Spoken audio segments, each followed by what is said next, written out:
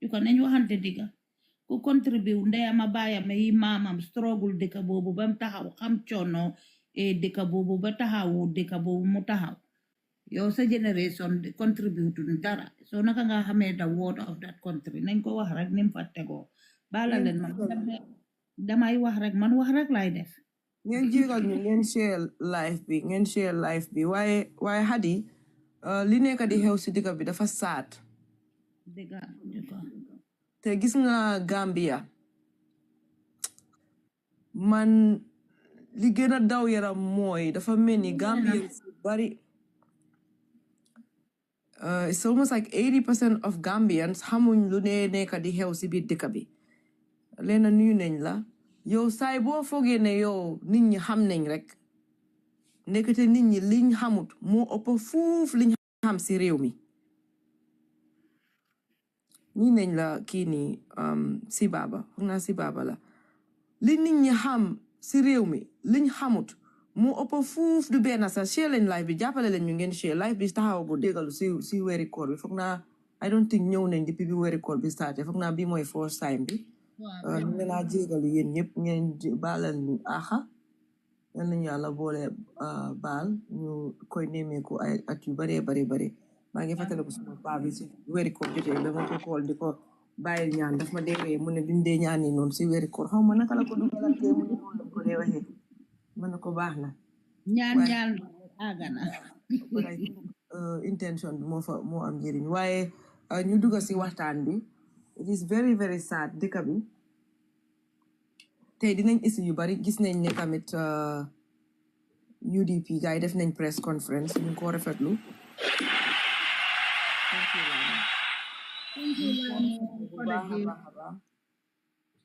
ñu ngi rafetlu press conference yi UDP bi bu baax te lii lañ yaakaar si ñoom ñëpp opposition party yi ñuy jóg di ok leena opposition party yi ñuy jóg di def press conference di wax si li nga xam ne moom la réew mi ni demee lu jalgati si réew mi yëpp ñu génne ko teg ko si table because the reason lu tax ñu dee wax noonu because it carries a different weight ñun dañ ndaw si wax dëkka waaye ñun suñ jógee ñu wax xëy na dina am ñu déglu waaye ñoom suñ jógee ñu wax ñëpp lañ dee déglu ñëpp parce que ay kilifa leen ay mag leen te yàgg nañ si xeex bi ay njiiti parti leen so suñ tegee seen parti bi ñu jël mic yi teg journaliste yi ñëw toog ñu wax li nga xam ne mooy limi réew mi ak li yàqu si réew mi yëpp ñu teg ko si table bi it carries a different way ba pare yéen a ngi put Barrow on notice ne lépp loo xam ne mu ngi koy def yéen a ngi koy bàyyi xel te yéen a ngi koy ñaawlu te yéen a ngi koy xamal askan bi so ñu ngi rafetlu UDP li gars yi génn def seen press conference bi te we hope ne du MCB gars yi dinañ continuer di def press conference ñun suñu amoon lu ñu gënal waxal nañ leen ko ba soona weer bu nekk gars yi ñu ñëw ñu wax askan bi parce que weer bu nekk li dee xew si biir réew moom bari na bari boo xam ne soo buggee every 4-5 months li nga bugg a wax yëpp sax doo ko mun a wax so moo tax ñu ngi ñaan opposition party muy Sobeya muy UDP muy Doy muy Mama Kandeh GDC pour ñoom ñëpp ñu génna di wax si réew mi ni mu dee demee ñu joxe def press conference temps yi lay passé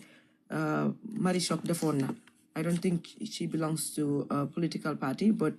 I don't think she's a registered political party but ñun ñëpp xam nañ taxawaayam fan la taxaw so te gis nañ wax boobu naka la amee woon solo naka la kere woon wait so ñu rafetlu moom tamit lim defoon keroog waaye ñu ngi ñaan opposition party ñu continue def ni ba yàlla defee ne ñoom dinañ mun a toog si benn table kii wax jox sa morom ki la wax jox sa morom ki la wax jox sa morom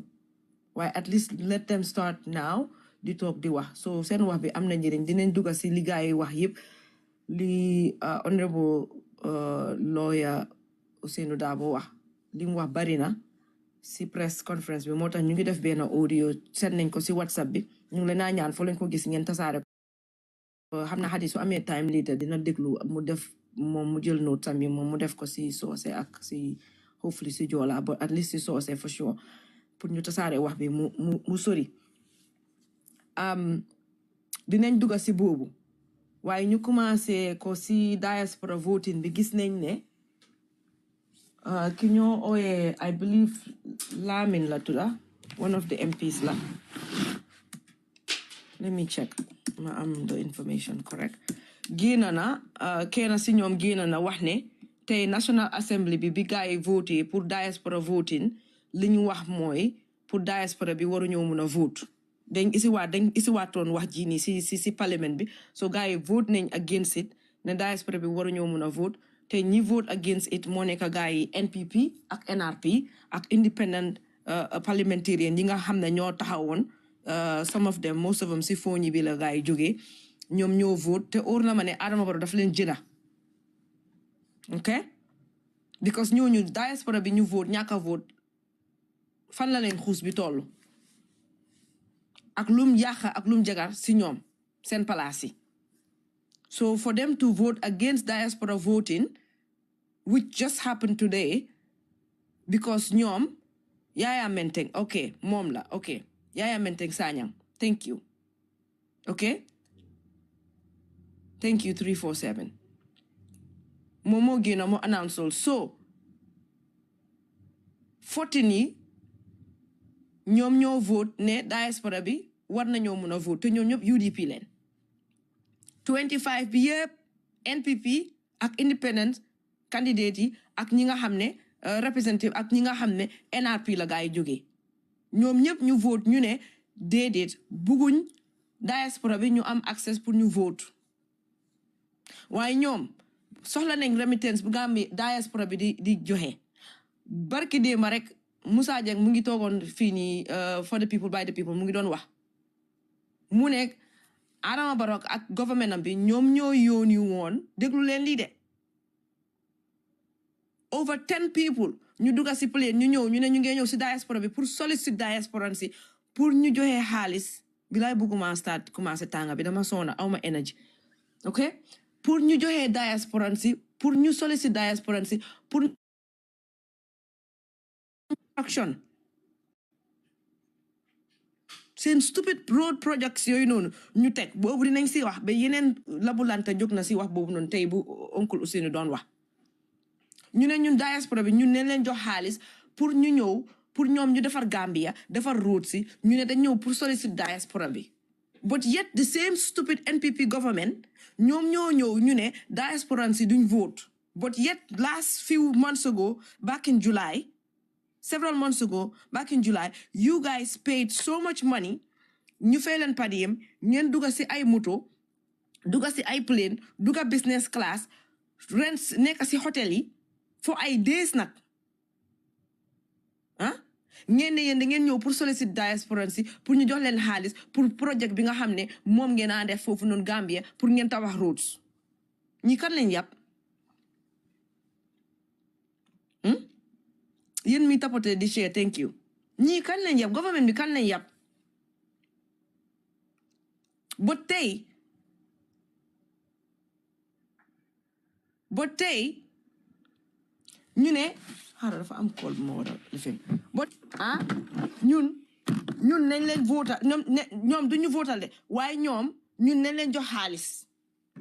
imagine how much remittance goes into that country. I think last year it was what, over 750 something million dollars. The year before was over 800 million dollars remittance. And I bet you it's probably at least $1 billion. Su fekkee ne nuyu nañ la kii grand bu baax a baax jégal ñu si weeri koor bi ñu ngi lay ziar su fekkee ne because am na remittance yoo xam ne gars yi dañoo dugal xaalis waaye duñ ko joxee duñ ko transfer si bank accounts nit ñi dañoo dugal di dugal xaalis di génnee xaalis so I'm pretty sure ne am na so much money boo xam ne dugal na si biir réew moom noonu te nit ñi ñoom ñoo dugal cash ci seen wallet yi cash ci seen suitcase yi dugal ko biir Gambia so diaspora si li ñoo dugal si remittance si biir dëkk boobu noonu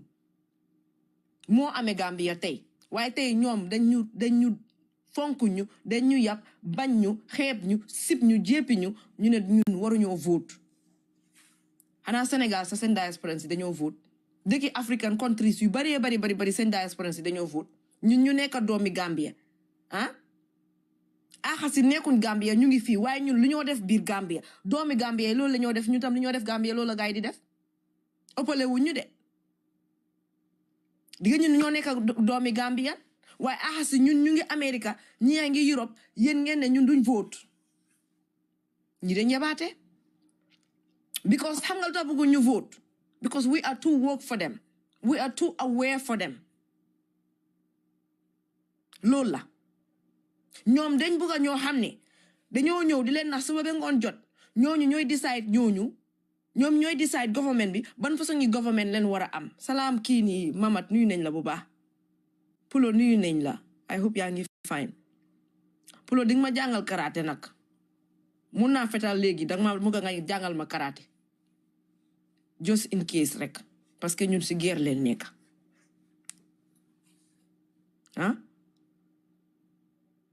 because bëggu ñoo votal bëggu ñoo vote pour ñun ñu dem vote foofu parce que dañ ragal suñ xam-xam dañ ragal suñ strength imagine loolu de dañ ragal suñ xam-xam ak suñ strength ñoom seen boppa dañ xeeb seen boppa parce que bu fekkee ne yéen Adama Barrow NPP óolu ngeen li ngeen a liggéey óolu ngeen seen boppa si policies óolu ngeen seen boppa si li nga xam ne moo war a yóbbu réew mi kanam yéen warul ñoo xañ diaspora bi ñu vote waaye tey yéen a ngi dem si seen parlement bi ngeen vote ne diaspora si waruñoo vote because da ngeen ragal xam-xami diaspora bi da ngeen ragal diaspora bi pour ñu am the mandate pour ñu ñëw di vote pour ñu decide seen dëkk bi fan la war a demee salaam sister fa yaama nuyu nañ la bu baax naka nga def imagine leen loolu because ñoom bugga nañ ñi nga xam ne xëj na xamuñ that much civic education xëy na dinañ am xam-xam si alxuraan dinañ am xam-xam si yu bari de waaye when it comes to civic education seen axa ak yelleef si biir réew moomu noonu xëy na dañoo bugga pour ñoom ñi nga xam ne xamuñ ko ñooñu di leen votal waaye ñun ñu xam suñu axa ak yelleef si dëkk bi ñu xañ ñu ne buñ dugga si dëkk bi di vote te ñun ñuy doomi Gambia ñun kenn si MPs yooyu ak Adama Barrow ëppale wuñ ñu Gambia suñ jumax yi foofu lañ ko suul ngeen ne ñun duñ vote because lan la ñun li nga xam ne la ngeen koo def te waru lañ koo def ñun duñ leen ko nangul suñ voté dañ naa vote out yéen ñëpp muy NPC muy président bi yéen ñëpp la ñoo vote against yéen ñëpp la ñoo vote against waaye buggu leen nit yu nga xam ne dañ am that power buggu leen nit yi nga xam ne dañ xam seen axa ak yeleef because yéen li ngeen bugga mooy ngeen takkan nit ñi def leen comme ay fas comme ku téye sa gétta rek foo ne awa ñu dem foo ne aniwa rek foofu la gars yi di toppa dem yow loolu ngeen bugga la ngeen bugga def Gambien si yëpp dugal leen si pot def leen comme gétta ku téye gétta rek lu leen neex ngeen dogal si réew moomu noonu jërë ngeen jëf yéen muy dugal si di chee lu leen neex ngeen def si réew mi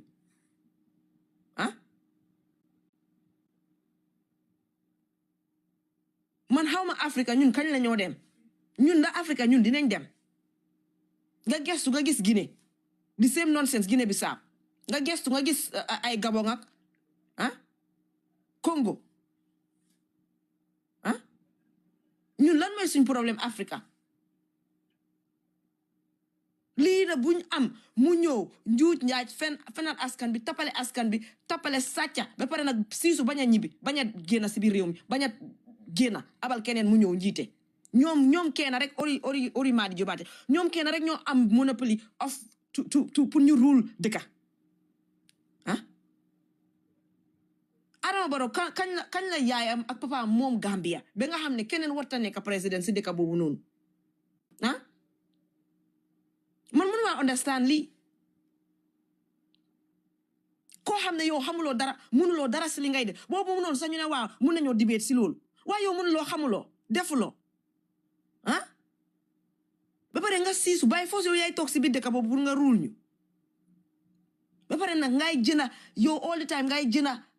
parliamentarian yi moo tax gis nga maa ngi ñaan képp koo xam ne am nga nataali 25 members yi nga xam ne dañ vote against us dañ war a jël seen nataali ñu aj ko surtout independent candidate yi kenn bu mu leen vote alaat NPP moom kenn mënu si ñoom dara defut mënul kañ lu yàqu moom la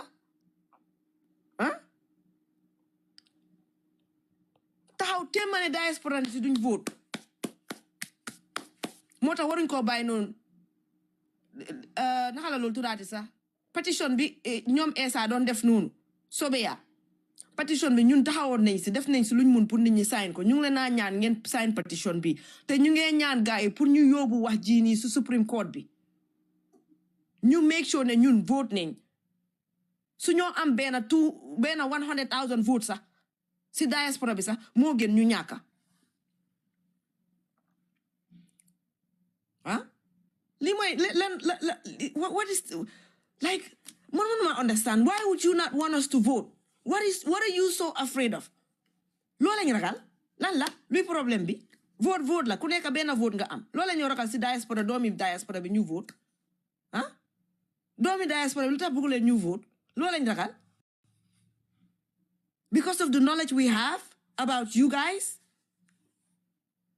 xam nga kon loolu mooy wane ne yéen si li ngeen taxaw óoluwu leen seen boppa sax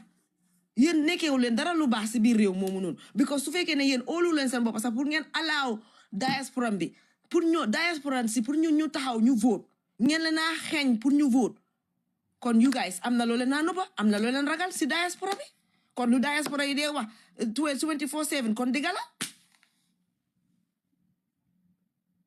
yéen xam ngeen ne diaspora si ku vote 100 boo gis 99 bi yëpp dinañ leen vote against yéen parce que nekk yow lañ fa lu baax te nekkul pour yéen rek bépp political party bu toog defuloo lu baax diaspora si ñu aware they will vote against you and you guys know that you guys all know that xaaral ma teg fii Hadi mu duga pédal ñu continuer ñii dañ bon man xaw ma parlement si ñoom tamit ban façon ngi waaye anyway ñoom ñëpp a em ñëwal Hadi ma min ñoom ñëpp a em waaw maa ngi leen a nuyu gara naka nga def leena ñu ngi leen a gis ak yéen mi nga xam ne yéen a ngi dugg si tamit di share thank you so much continue leen ngeen share tab in the live bi please because dafa important si force 10-15 minutes yi baalal la ñu rek ngeen like live bi ndax mu juko dafa am lu important loo wax ñii soo gisee ñu ragal diaspora ni pour ñu vote óor na leen óor yàlla ne 99.99% bi dañ leen a vote against pour ñu abal ñu suñ dëkk bi because liggéeyuñ fa we are so aware of what is going on in that country so they will not want us to vote against them yaa ngi understand so xam nañ ne mënuñoo manipulate they know we are aware xam nañ suñ rights yi xam nañ li nga xam ne dafa baax ci dëkka xam nañ ne ñun mënut ñoo nax mënut ñoo jënda so lim mun a def rek loolu naka nga def mbooka nama naa la lim mun a def rek mooy ne pour ñun diaspora ni pour buñ vote because xam na ne ñun suñ voté rek waxuma ne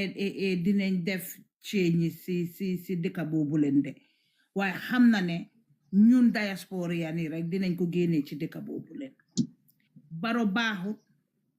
surahata mbalal yee muyut surahata thank you baro moo la gën a xam ne ñun xam ne li nga wax dafa important lan la baro ragal pour ñun ñu vote lan la ragal nit ki sooy def lu baax comme que yaa ngi dóor sa dina bi ne yaa ngi liggéey ci dëkk boobu yow danga am loo def ci dëkk boobu su passé tali yi xapate ko tali yi amangul sa 10 years su correct mu ngi crack yow ban institution la baro taxawal Gambia wala la baro ñëw fekka institution boobu sax xëj na time yi kooku leen president of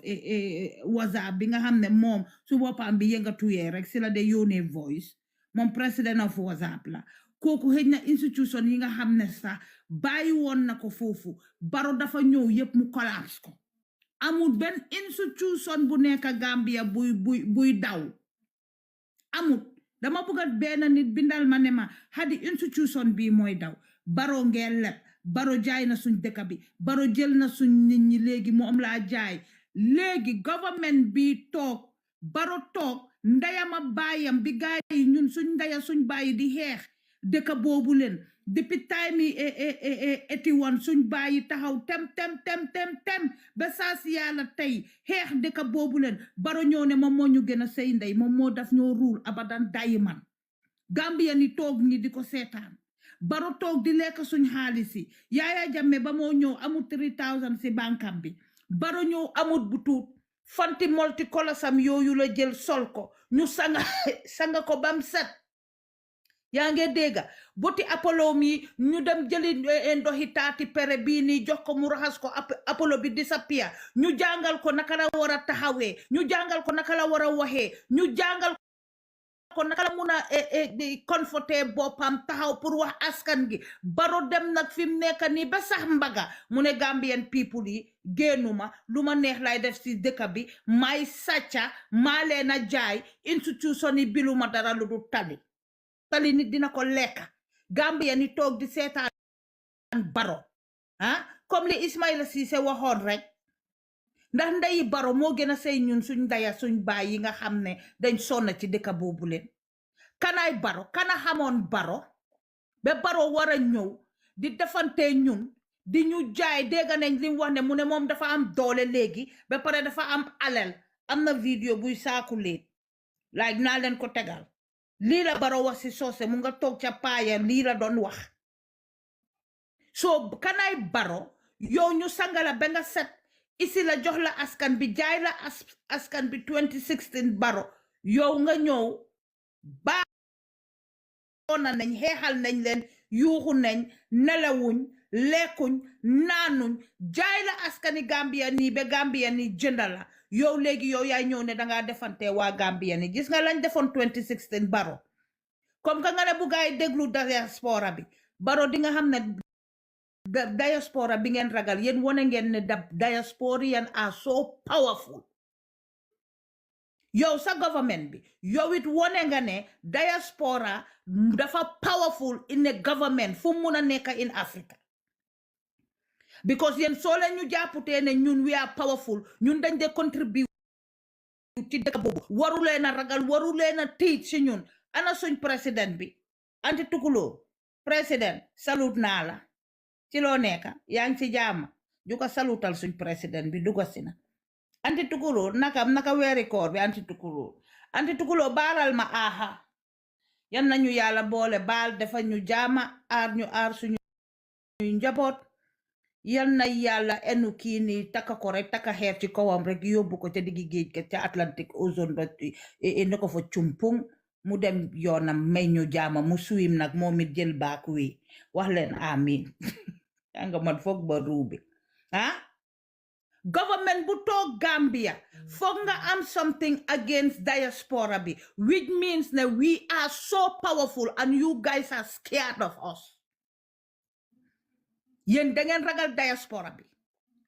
lépp loo xam ne da ngeen ko dee def suba ba janta so xam ngeen ne diaspora bi dafa powerful moo tax ngeen ragal voting moo tax ngeen a toog di defante ñun diaspora bi lu ñu wax ngeen bugg a koo teggi te ñun dañ leen a tegal evidence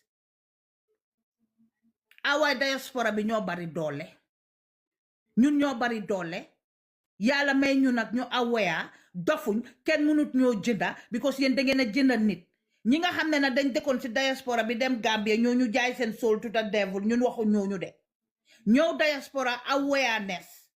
yaa ngi understand nga xam liy dox ci àddina si ba pare nga dem di jaay sa soul bi to the devil ñun waxu ñooñu ñun dañ toog fii aware xam suñu rights yi xam li nga xam ne dañ ko yelloo xam li Gambian people bi yelloo yéen loolu ngeen ragal pour ñu wax ko loolu ngeen ragal pour ñu wone Gambian people bi ne liñ leen a wax ci dëkk boobu dëgg la ñun duñ votal koo xam ne sàccakat la duñ votal koo xam ne dafa korop duñ votal koo xam ne jaay naa jaay ba jaay suñ nit ñi human being amatuloo loo jaay ak sa government bi nga jaay suñ xale yóbbu Italie suñ jigéen yi nga yóbbu leen Saudi Arabia loolu jaay la di enu say doomi réew ñuy dem liggéeyi yow liggéey bi ñoo liggéey xam loo da condition of liggéey bi ñun mi nekk ci diaspora bi xam nañ naka la liggéey bi mel du Saudi du Italie o Spain sorry baalal leen na maa ngi jaxase nga toga sa kanam bi melni sa day yi mo la xéej Baro yow nga toog nga ne dëkk boobu doo fa génn yow li nga wax yépp ci campagne 2016 bi yow nga toog ne benn président du toog 2 times yow sa entourage bi di la nekk di la puus naan la am nga right toog beneen taam yow nga war a gore yow nga war a nekk gor yow nga war a xam ni Gambia ñi coonoo ñi dee ci dëkk boobu ñi sacrifice seen life jógee America solo sendeng nit ñi nga xam ne dee nañ seen dara tuuru na ci dëkk boobu leen pour tey yow freedom bi nga am ni toog di xeeñ sa day yi ak sa kanami nga ñama bii ni yow Baro nga bugg a or ñooñu seen ñi nga xam ne dañ sacrifice seen life yi Baro ñi nga xam ne dañ génn ne ñoom reform lañ bugga Baro ñi nga xam ne dañ bàyyi seen njaboot yi am lu ne ci diaspora bi dem pour sowe Gambia ni Baro nga toog yow nga ne xalaatuloo loolu yow nga ne amuloo sool yow nga ne yow dara dawut ci sa yaram gi yow nga ne doo doomi gor li la Gambia ni defal yépp nga ne yow doo wàccati toogu googu Baro 2026 ñun ñoo laa taka by force wotat la dégguloo ñu de dañ laa wotat su eboo ak any circumstances no mun a demee ci dëkk boobu Baro dañu amal suñ state house boobu yow bugguloo ñoo gën a tedda yow gënuloo ñoo bugga ñun suñ dëkk boobu tali lañ buggatu tali ci tali bi juka dina si xuus ma xuus si waaye yow foog ñu wax la sa boppa balaa ñoo xuus si li nga xam ne mooy xew ci dëkk bi tappale bee sàcca beeg fen gee duul yeeg sa xaj yi nga xam ne saa yuñ waxee ñu ñëw di ñu wow te duñ maate because xam nañ ne li ñoo wax dëgg la sa xaj yooyu topp sa gannaaw ekati seen geen yooyu leen bañ koo wàccee ñuy di wow because seeni poos ñun ragaluñ ñooñu lu ndaw leen pour ñu pocket leen nit ki dangaa gore nit ki dangaa xam démba fa la nit génnee ba tey yow kenn xamut la woon ñëpp dina janti foo jógee yow nga ne Gambien yi nga bugg a ñëw pour bitre wax nag jot na ñoo yow la ba ci taati ndaal gi xam nga made in China la woon léegi made in Gambia lañ am kenn dematut China lépp liñ ko liggéey Gambia la sa tali yooyu la ñoo jël wol ko jox la ko xooyal ko ak ndox 2026 jox la ko nga naan du ko juka dugasil ma naan ma ne Assalamualaikum. Alaikum salam sura. Ibe Ya nyanga. numbara mbijan kortenda mola.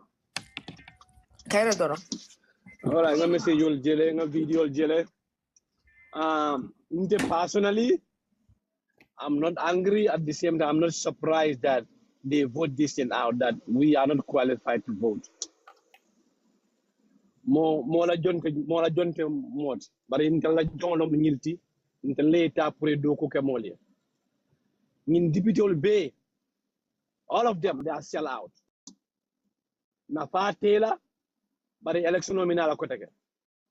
Baro yalo no ko diasporans intel contribution to the national development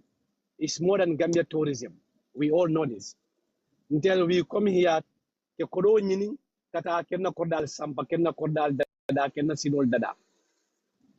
Baro yalo na da ko itala. Kabrin baro kana wato men. Ala first 2 weeks ako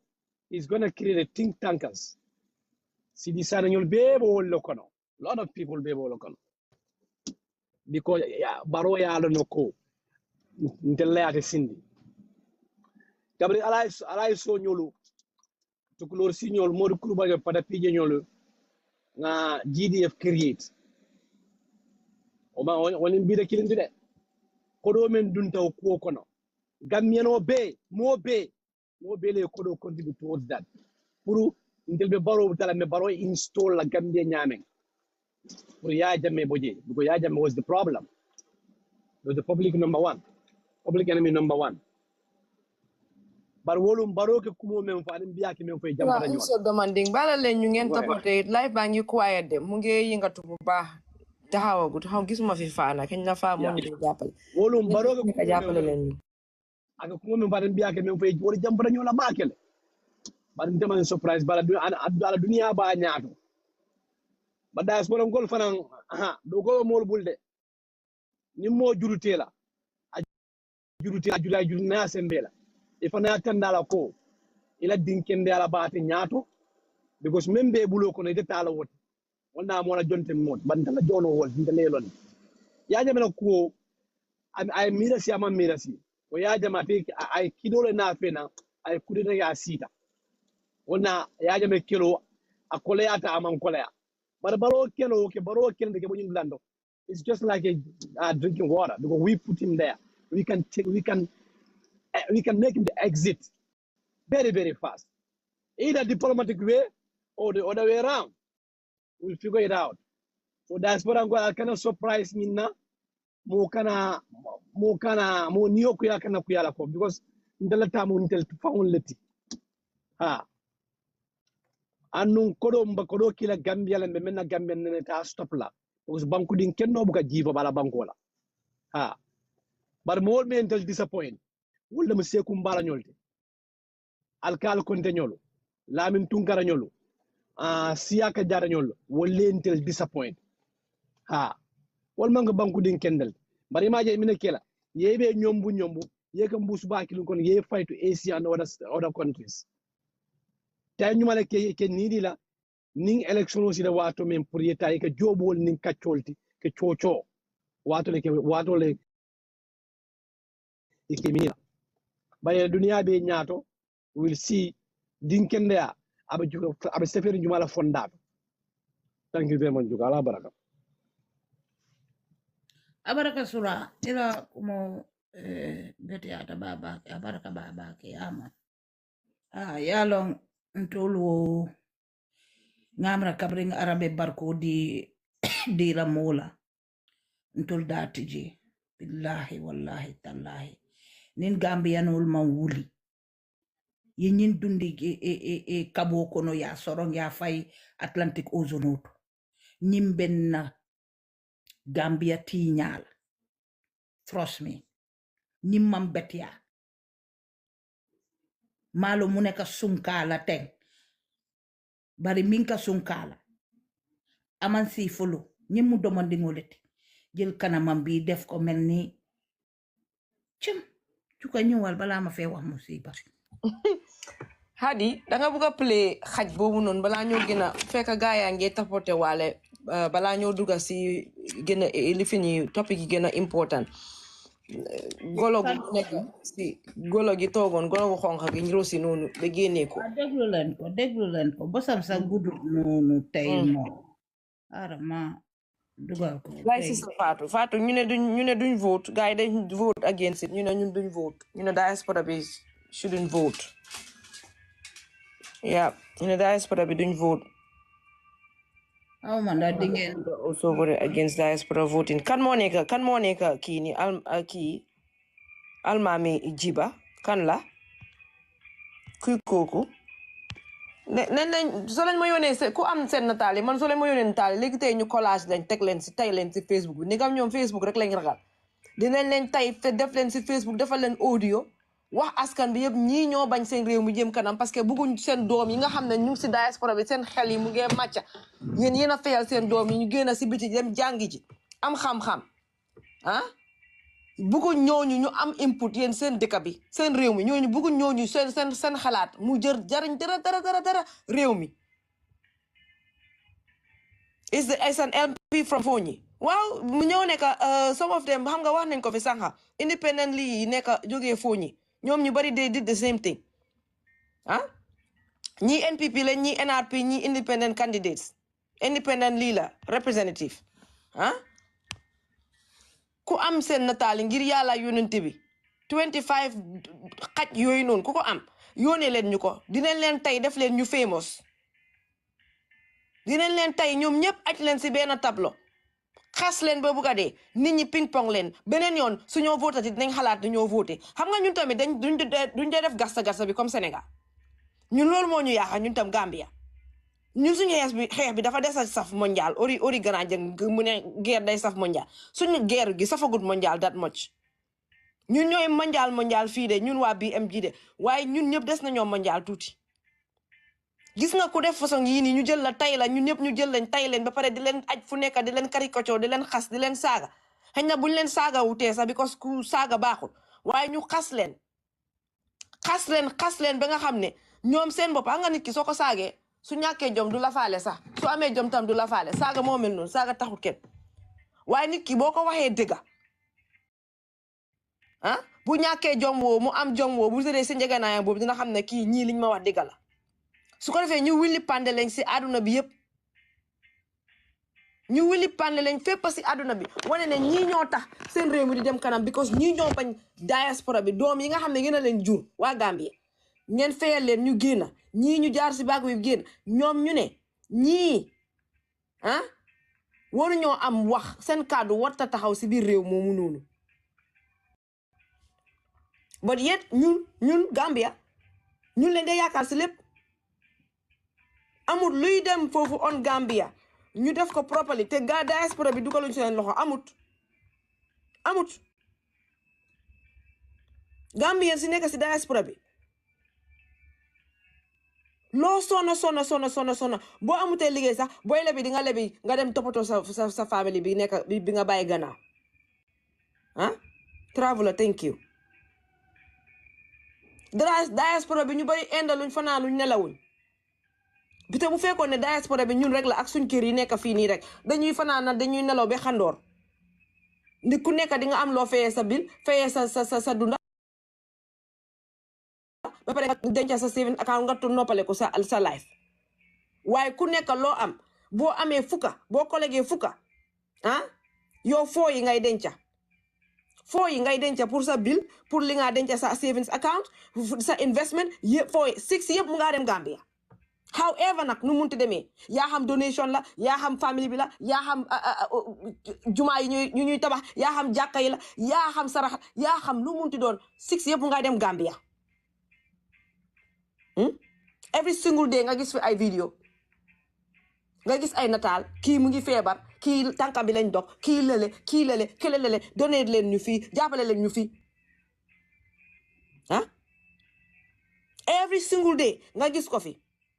booy boobu naka tudd youth something youth every day ñu gis mu aj fi vidéo ñena dee jàppale ñooñu du waa diaspora bi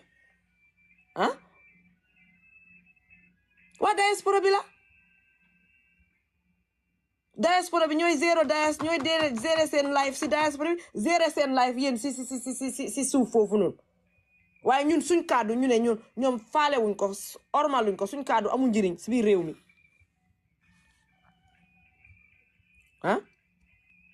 te suñ kàddu na dafa yaaga am njëriñ si réew mi de parce que am na ku ko fi doon wax xaw ma ban programme la doon déglu kooku xaasum foog na Ceesay la santa su ma mbokki faana mu ngi wax history mu ne depuis sa jamono ñoom Jawara depuis even balaa ñoom Jawara sax diaspora bi dañ daan invest heavily not only financially politically si seen biir réew dafa explain man keroog dama waaru mu ne seen newspaper yi dañ daan jël ñu yónnee ko comme nit suy dem let's say nit muy dem Norway dañoo jël newspaper bi boo xam ne ñu ngi ko binda foofu noonu si ground bi si Gambia ñu jël ko jox ko pour mu yóbbu ko nii nga xam ne ñu ngi si diaspora bi newspaper mun naa travel a month balaa moo egga si borom ki ko war a am pour ñooñu xam lii xew si seen réew mi imagine leen loolu de xam nga kon diaspora bi nekkul ne tey lañ commencé di def seen réew ba change si nga xam ne moo am sax ba colonialisme ñu bàyyi askan bi ñu am seen boppa sax ñi nekkoon si biti bokkoon nañ si def nañ seen wàlla time Jawara di same thing nit ñi fa nekk nit ñi nekk si biti dañoo jël ñi nekk si biti dañoo jël seen newspaper yi di ko yónnee ñi nekk si biti mu jël ay weer balaa borom di ko jot nga xam ne seen doomi réew ñi nekk si biti fàttewuñ Gambia benn boor te suñu neexoon ñu def ko am na ñu ko def suñu neexoon ñu ñëpp ñu def ko ñu lem suñu loxo duñ faale Gambia sax lan la ku ñoo yóbbu koot waaye bugga suñu réew moo tax ñu toog di xeex bugga suñu réew moo tax ñu toog di wax bugga suñu réew moo tax ñu bugg a vote ngeen ne da ngeen ñu ko xañ by force yéen kon yéen a bañ seen réew because boo leen toogee ngeen gis ñu bugga seen réew ñooñu seen bugga seen réew moo tax ñu jóg ñuy wax bugga bokka bugga vote ngeen ne da ngeen ko xañ kon yéen buggu leen seen réew yéen NPs yooyu buggu leen seen réew yéen seen poos moo leen ñor yéen a bon yéen bu leen aboo bu leen or bu leen julli bu leen di génne asaka ndig ci safa dem si perte ndig yéen li nga xam ne moom moo jiitu mu ngeen am xol bu baax xol bu set si seen askan bi di jàppale seen askan bi dëggu ah yëpp da ngeen ko jël ngeen tegee ko boor soo leen jógee weeri koor ngeen or julli ngeen jóg julli sarax ngeen joxee sarax naka lañ ko dee ooyee sax màkka ngeen dem aji waaye yéen a ngeen tappale du nju njaaj di fen every single day man mënu maa understand lii every single day yéen a ngeen tappale xoolal gars yi ñu ne dañ ñëwoon si diaspora bi pour ñëw ut si pour diaspora si ñu invest si seen projet bi ñu ne dañ am ay routes dañ bugg a def ay routes more routes léegi instead of ñu dem di jëli loans from IMF wala World Bank ak interest rate yu high yi léegi dañoo ñëw si diaspora bi ñu seen na doomi diaspora bi ndax ñoom dinañ mun a ñëw together ñu put seen funding bi together ñu fund seen project yi kan ku stupid mooy jël sa xaalis nga ne yaa ngi ko jox Gambia government ah kan koo xam ne yow sa xel bi dañ ko duppa nga yaa jël sa xaalis ne yaa ngi ko jox Gambia government ñoom nga xam ne tappale rek lañ fi nekkee oncle Ousseynou Dabo wuli panne leen dinañ isi xibaar dinañ isi wax boobu noonu dinañ ko daaji ñi nekkee wuñ dara lu baax si government bi ñun ñoo amul jot rek waaye tey sànqan yi rek maa xadi ñu ngi si internet bi di seet grant seeg loan yu doon dugaat am na yeneen yu dugaat si biir réew mi man dama jaaxle ba dama confuse wax xadi ne ko xadi fi mu nekk nañ bàyyi yëpp parce que dañ soona xamuñ ban la ñoo commencé nañ du ubbi live bi rek ñu wax li Dabo wax ak diaspora voting bi ñu tëj dem because buñ bugg a jaxase yëpp dafaa bari suñ boppa yi dafaa jaxasoo si ah xaalis upon xaalis with no development to show for vidéo yu ñu war a def fi mu nekk dafa bari ba nga xam ne xamuñ fu ñoo commencé nga dem si ministre si ñaata la ñoo fay si weekend bi maa ngi waxtaan suma yaay ma ko mënu koo gëm mu ne ma nga ne laan nga ne ma mu ne maire bi mu ne ma nga ne ñu ñoo la ñoo fayal seen mbindaani ma ne ko xay mu ngi nii boole dañ ko si allowance mbindaan allowance mate mu ne ma nga ne ñaata moto ma ne ko ñaari moto ma ne ko yaa yëguloo lii wax nañ ko baramos go be soona mu ne ma bi laay yëguma ko ma ne kon lii mu ngi mel ni Gambien si bari yëguñ lii xew man suma yaay nga xam ne doomam yaa ngi saf parce que waxi politique bi man ak docteur J léegi-léegi mu ñëw xuus si kaw mu ñoo déglu moom yëgul lii ma ne kon lii foog ñu def ko audio waaf ko ba pare def ko audio def ko vidéo waaf ko ba pare def ko audio jam ko si WhatsApp bi mu jàlla si askan bi gaa yi xam lii xew because dama foogoon ne ñoom yëg nañ lii ma ne ko 200,000 la ñoo fay weer bu jot la ñoo fay ministre si mu ne ma déedéet mu ne ma boobu du dëgg ma ne ko 200,000 la te pareegul ma ne ko business class la gaa yi di dugga padiyem dañ nañ ñoo koo fay utal leen mbindaan jox leen pàkka laan boobu moom dafa bañ lakaj boobu maire bi dafa bañ lakaj mu ne ma non mu ne ma ñun ñëpp ñuy doomi Gambia ñu seppi ministre yi di leen jox kër ñun ñu toog di leen xool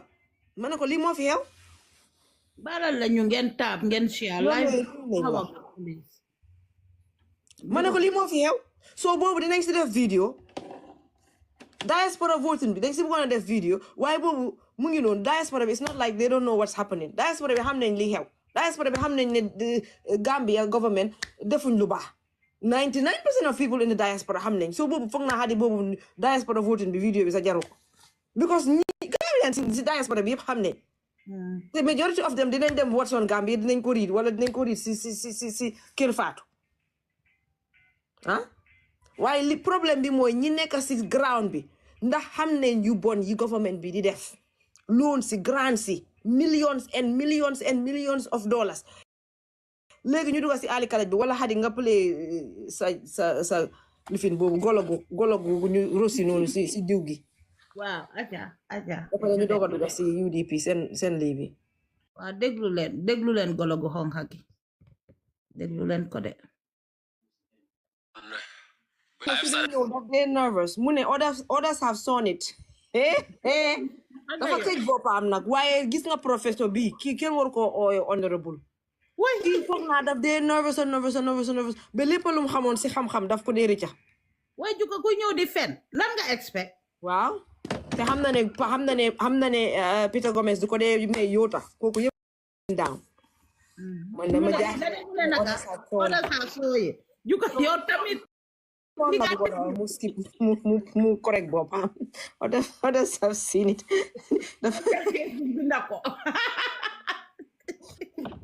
No, Ismaila Ceesay xola hanga ñu ko doon wax soo xoolee kanamam gi góor gi dafa soona. No, liggéey he is tired, he is exhausted. Su toogee, but you are still not happy. Wallahi. You are still not happy because of your evilness, because of how much you lie, because you know you are telling lies. Huh? That is why. Mota manela gor rek nga amuna doon so buggee def sa boppa jaam sax ba léegi gor nga ndik ay gor moo ñëw suka jur la yow moo tax di nga di ñu gor a di saxalatale waaye yow mi nga xam ne doomi gor nga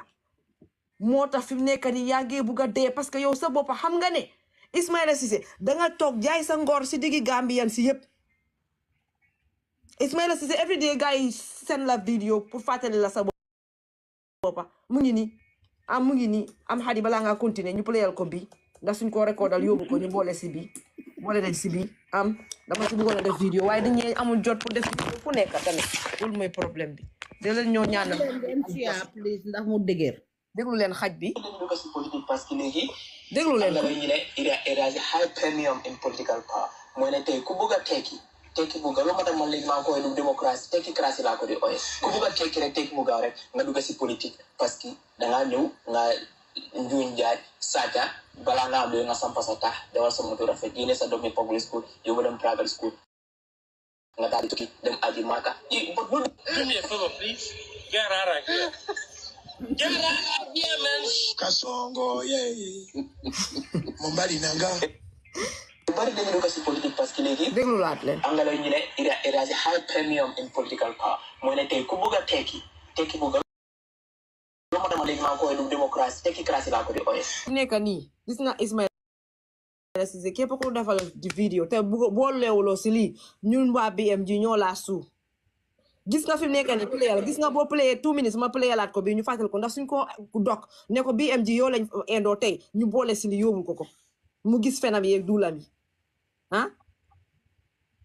kii mooy doom bu bon non Ismaila Ceesay yaa goradi Ismaila Ceesay yaay jaam Ismaila Ceesay yaa bon si askan Ismaila Ceesay yaa ñàkk jom yow nga toog wax di yëpp askan bi di la déglu ay at nag tey nga toog nga ne yow li nga waxoon yëpp danga ko fàtte fele tey nga nekk the defender of this institution this Adama Barrow NPP. You're not even working for Gambia government, you're working for NPP. We might as well say that. You are the defender of NPP. You're not even a minister for Gambia. Everything law talk for Diwa pour NPP la. It's not for Gambia. Mota mune next question. Mota Ismaila Ceesay fu nekk nii yi yek lañ ko isandi ko tek mota ga xale yu góor yi ñu ngi edit guy no good no bad Facebook say boo duggee gis ñu ko vaar feena dafa ñàkk jom amu benn jom yow yaay ku xalaku yaa bon ndikete li nga doon wax yëpp duul la ngeen jégal ma li nga doon wax yëpp fen la dem taxaw suñu waxee nga mel ni comme rakun bu jata si baatam bi rek yàlla daf la jéppee dafa xam ne sa wax yëpp fen la dee nekk moo tax ba nga juddoo la jël sa baat bi xoj ko sooy wax du génn kenn xamul jeeg bu ndaw nga sooy wax ndax góor nga kon dafa may leen ma rek ma dugat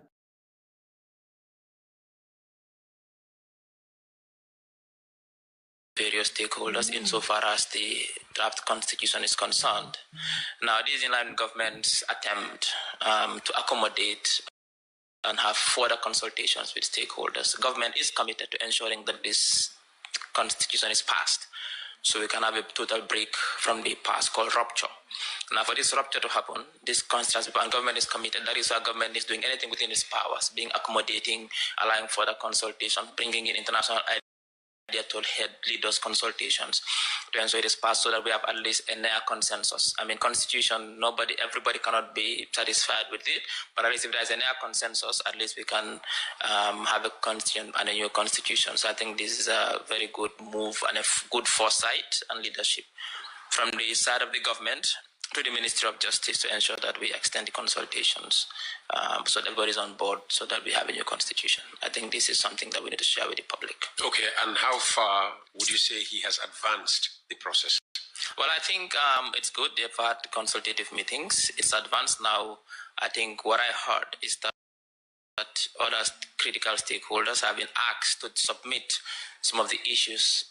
that they want to bring forward in the draft, or that they think they might find problematic, so that there'll be further negotiations. I think there'll be a meeting sometime in a couple of months where all stakeholders now will meet to go through everything again, so that we can find a consensus. But I think the talks have been very progressive. The UDP and the response from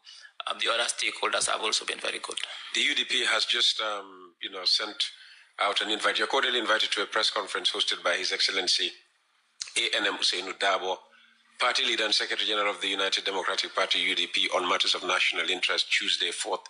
March, 1 p.m. prompt, venue, Manjai Kunda. What is certain is he's going to be addressing this constitution issue, and his position remains solid, that 2020 or nothing else. But I mean, the 2024 is a 2020 draft. It's just a few amendments on it. It's not like we've created a brand new constitution outside the 2020 constitution. No. If that was the case, yes. But it's the same draft, 2020 draft, which... Do by Dool. Do by Fen Ismaila Ceesay. 2020 draft bi ak 2024 draft bi is totally different. Yen sen boppa ngeen empower. Sen boppa ngeen ñëw defar. Yen sen hoop maa ngi gis anti Maria maa ngi fi Sahara ma calm down.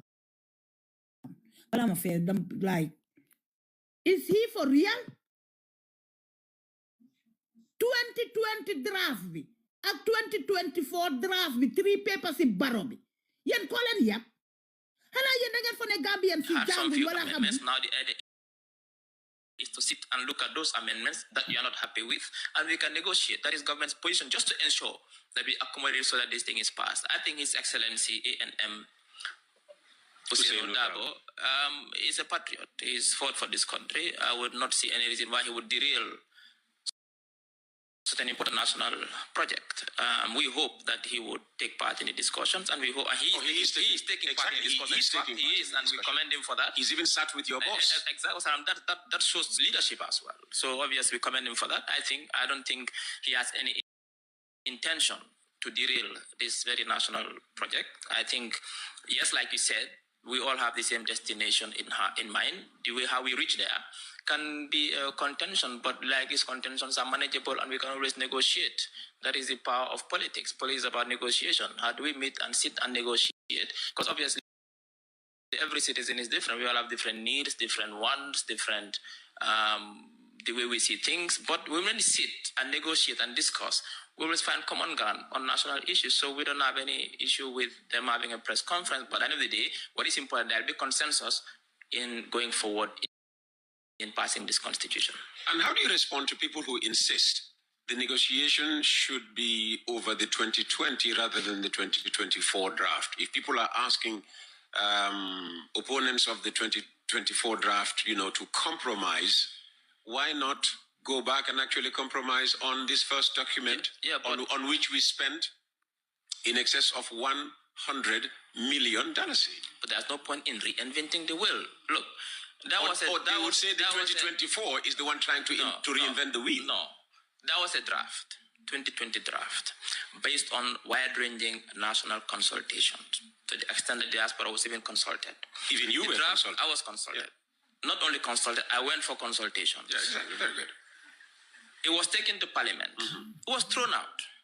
You cannot take the same document back to Parliament. It doesn't make sense. Now, we as a government, based on His Excellency's leadership and foresight, said, you know what? And when it was thrown out. Biden helne, so you was a dream complete sentence of me. The dool ye more def. Do they muna man how man you fail really? Just man get understand Juka Lake. For real. Man get understand Juka lim dan feel. Build thy wall like tal like. Musuma just dool kat pu mel ni. Deglu lan. No, kid of my dear Merlo. You blamed President Barrow. Who blamed President Barrow? You did. Why did I blame President Barrow? Well, a lot of people. Well, if you bring me the audio, why he was not here. People said, people can say anything, but that is not. But that is not important. What is important is what I blame myself or you or anybody is not the issue. What is important is that a draft was taken to Parliament. It was rejected. You cannot take the same draft back to Parliament. It doesn't make sense. So as a government, we said, okay, let us, and we... Uncle Usainu, mune, ngeen wax ko fan la nekk ci constitution bi. Paragraph la len laaj. Fan ci constitution ak ban paragraph moko wax. Me muna tulena isi 2020 draft constitution bi. Isi luñu paragraph bi, isi luñu ci ban clause la nekk. Ni la wax nga tok di dul di fen li nga wax sa xamulo ko yaangi confused munulo wax sentence bu complete ndik sa paranoia xam nga ne yaangi ñew dulal askan gi xam nga ne yaangi ñew dulal askan gi lo prepare sa bop pour fen so ñewé yalla daf la de confused tie sa lameñ gi deglu len ko take lead in constitution building the state government takes the lead because they take it to Parliament to the Minister of Justice. Let's have amendments and try to resolve based on consultations, prior consultations in Abuja and in Banjul. I was in Abuja representing Citizens Alliance without a political. We went to Abuja. We had consultation. That is false. That was no consultant. A consultant possibly from South Africa. So I heard you are the most liar on this planet Earth. Yo so deye da nga suspense air bi yo duñ la sul malaika yi buguñ la yalla bugut la ken bugut la Ismaila Ceesay tok ni di fenal askan gi team Gambian people bi fogg na ñun dañ dof motax nga xé diaspora bi because xam ngeen ne yeen mënu leen ñoo brainwash ñun suñ consciousness is to an other level sa boss la wa sa boss xam na ne diaspora bi ñun suñ consciousness is to an other level. Yo so ñëwé day wax niti Gambia yi nga xamné neeku ne wax ma conscious ñde ñoñu liñ tal moy ut lu ñoo lekk lu ñoo survive because yow sa boss mu ngi leen make like they are hungry suffering in that country so ñëwé xam nga dégg nga Swedish di smora Gambian yi di leen fenal su ko defee Gambian yi di la déglu ñun duñ la déglu tey duñ la déglu ëllëg because ñun suñ level of consciousness yow Dr. Ceesay ak sa internet certificate bi nga dem iwa jandak xam Nigerian bi nga xam ne moo la defaral sa political science exam bi kooku sa ñoo ko gën a conscious doomi bëccëg bi le déglu leen ko. What I know is that when the draft was sent out and rejected, government reconvened and tasked the Minister of Justice to initiate consultations to make sure that we do the amendments necessary to take it back. And the Minister of Justice just did that. With the support, in fact, Goodluck Jonathan was part of those negotiations. That is why he came and be part of it. He came to the Gambia, we went to Abuja. But the outcome of those discussions, those consultations, is what we used to amend the 2020 into the 2024. So it's not like it's a brand new constitution now. We are saying that we are still further being accommodating as a government just to get this passed. Because we need rupture. You say, okay, if you're not happy with this 2024, let us negotiate. It's politics. It doesn't end there. It's not like if we take it to Parliament, that's it is going to pass. No. But that is why we are now extending the period to have further consultation. xam ngeen ne du pass seen 2024 draft constitution xam ngeen ne du pass moo tax ngeen a daw di uti ndimbal yow docteur Ismaila ki du tax sax may la ooyee docteur tey sax lu xew mbaa du orbe ma téye yow du pass dañ ko monjo dugal ko ci seen gémmiñ ñi And negotiations to make sure that we pass the constitution. That's how easy it is. You know, this log issue that I had wanted the conversation to begin on. Well, actually, I've seen the... Because there's a big article. Yes, I've seen... I've continuing to violate. I've read the article, but like I said, and I've engaged with government, particularly the relevant minister, she's not aware of such... Dude. I'm a whole man.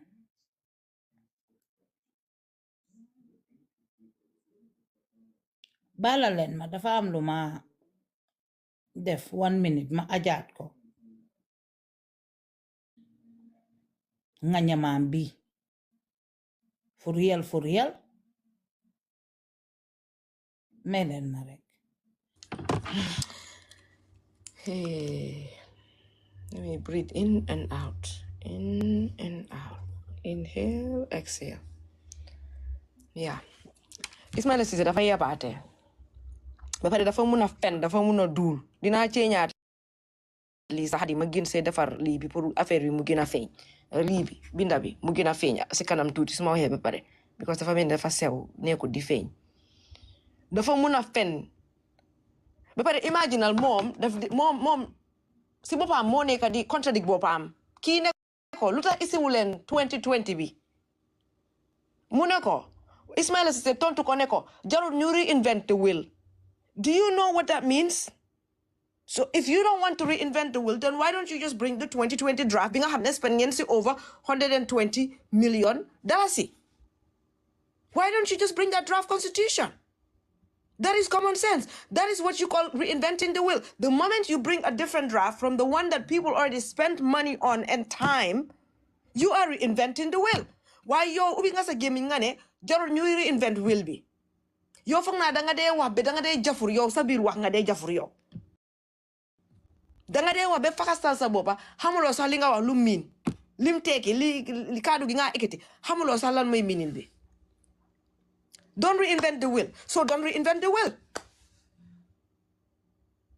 Ba pare ngay fen di dul di wax ne waaw Gambia government wala Adama Barrow ñoom ñëpp yéen ñëpp li ngeen yaakamti bugg ngeen pour ngeen at least ngeen am constitution da ngeen a fen pressure bi moo nekk seen kaw ba tey dégg la nag comme li maa di wax peace la gars yi ñiy def pressure peace lañ njëkk a bugga peace ak stability lañ njëkk a bugga why the fact of the matter is yéen a ngi am pressure from outside ne da ngeen war a isi constitution bu ees pour Gambia because those people are donating you money. You need the money. Loolu ñun ñëpp xam nañ ko. So you guys are trying to appease them. Waaye comme mooy li maa di wax dëgguwut si yéen moo tax ngeen a dili dali nit ñi di round us ball nit ñi. May wax nga toog di ubbi sa gémmiñ bi di wax ne waaw yéen ñëpp benn place bi ngeen bugg a dem xëy na different yoon la yéen a mun a dul ñu nag yéen demul benn place. ñun nañ bugg a constitution bu ees ñun nañ bugg a corruption bi mu jee ñun nañ bugg a Gambia mu jëm kanam yéen buggu leen loolu Ismaila Ceesay yaa ko fi waxoon we are not going to the same destination o harama lakala olof fi ñaki angale ñaki you and us we are not going to the same destination o you don't hear us there ma jaxase bu Gambia you don't hear us there ñu nok yéen demuñ the same destination ñun dañ bugg a defaraat dëkk bi yéen da ngeen ñëw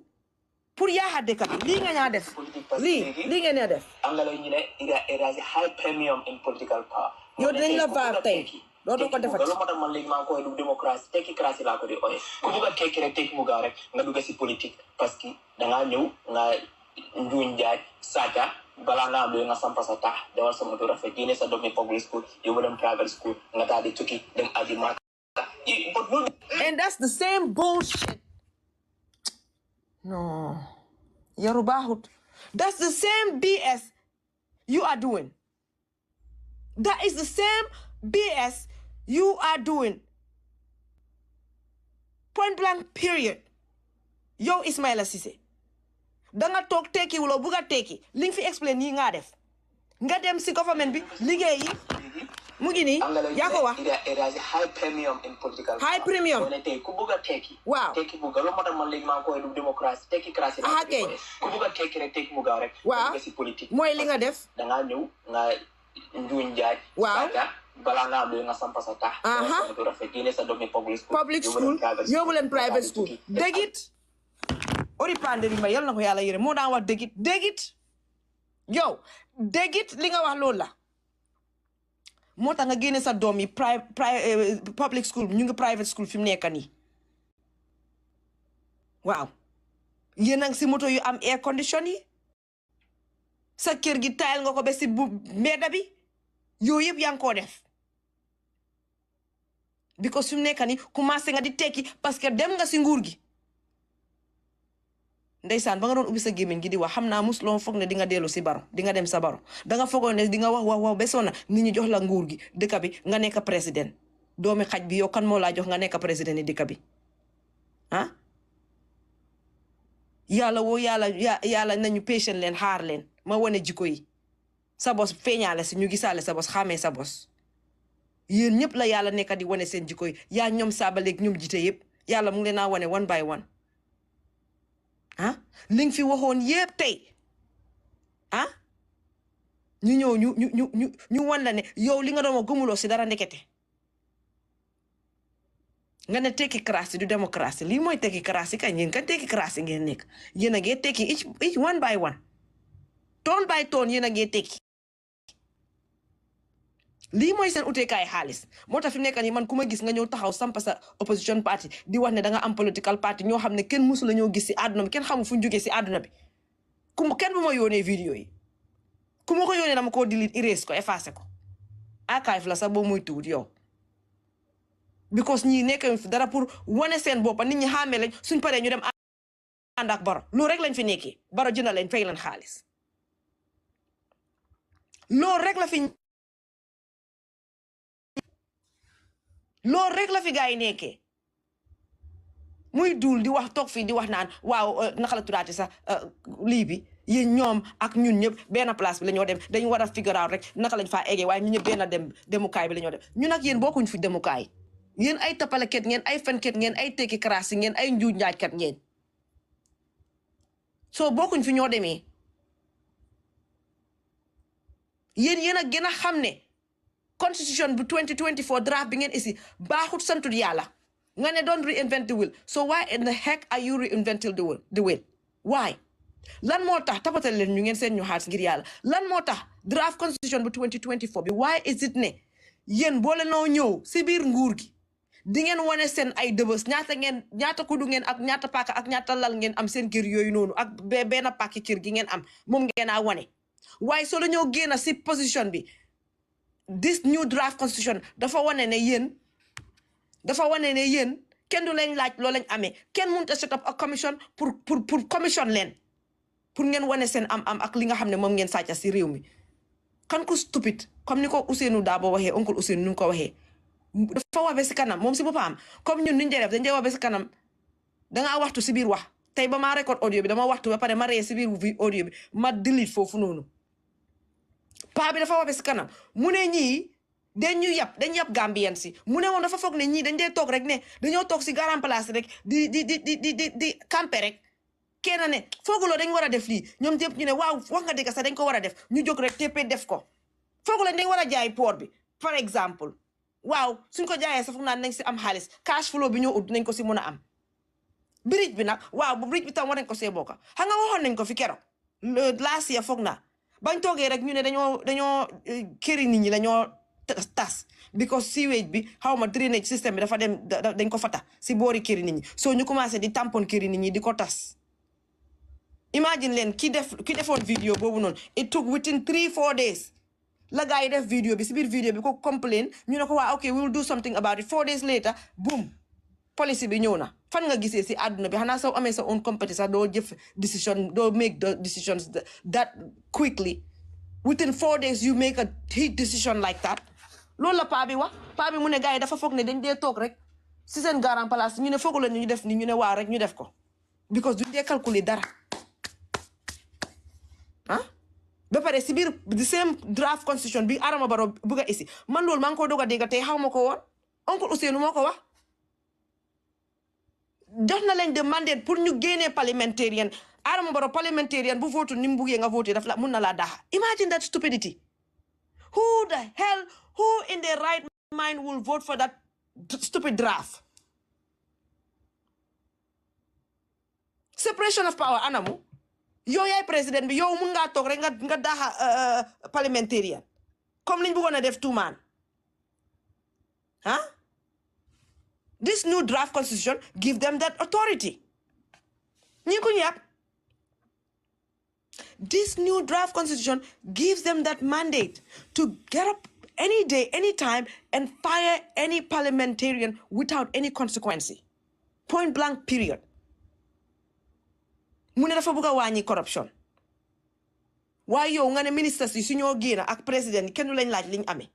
Yow mun ngaa ñëw suma kër booy ñëw nga indi sa saaku maalo ma ne la lan nga isi nga ne ma saaku maalo ma ne la ma xool ko nga wan ma ko ma xool ko léegi nga toog suma kër nekk fa juróomi at wala ñeenti at. foog naa juróomi at la ndik seen temps bi juróomi at nga dëkk suma biir kër di dama ko ñëw di dawal moto di def lu la saf si biir kër gi léegi tey nga bëgg a pour ñi génn si kër gi nag nga ne fi mu nekk doylu nga wala ma ne la fi mu nekk dem na doy na te 5 years laa la joxoon 5 years léegi demal nga ne ma waa ok wanoon naa la bi maa ñëw suma saaku maa la waaye maa ngi nii maa ngi génn ay oto maa ngi génn sa matla yi maa ngi génn sa cabinet yi maa ngi génn sa toogu yi sa paaka yi sa kudu yëpp waaye bu ma xoola maa ngi génn ak moom de waaye bu ma laaj lan ak lan laay génnee nag bu ma ko laaj de maa ko yow digaale wuñ loolu liñ digaale rek mooy ma wan la li maa dugal waaye li maa génnee yow doo si yëg dara dégg nga man bu ma laaj dara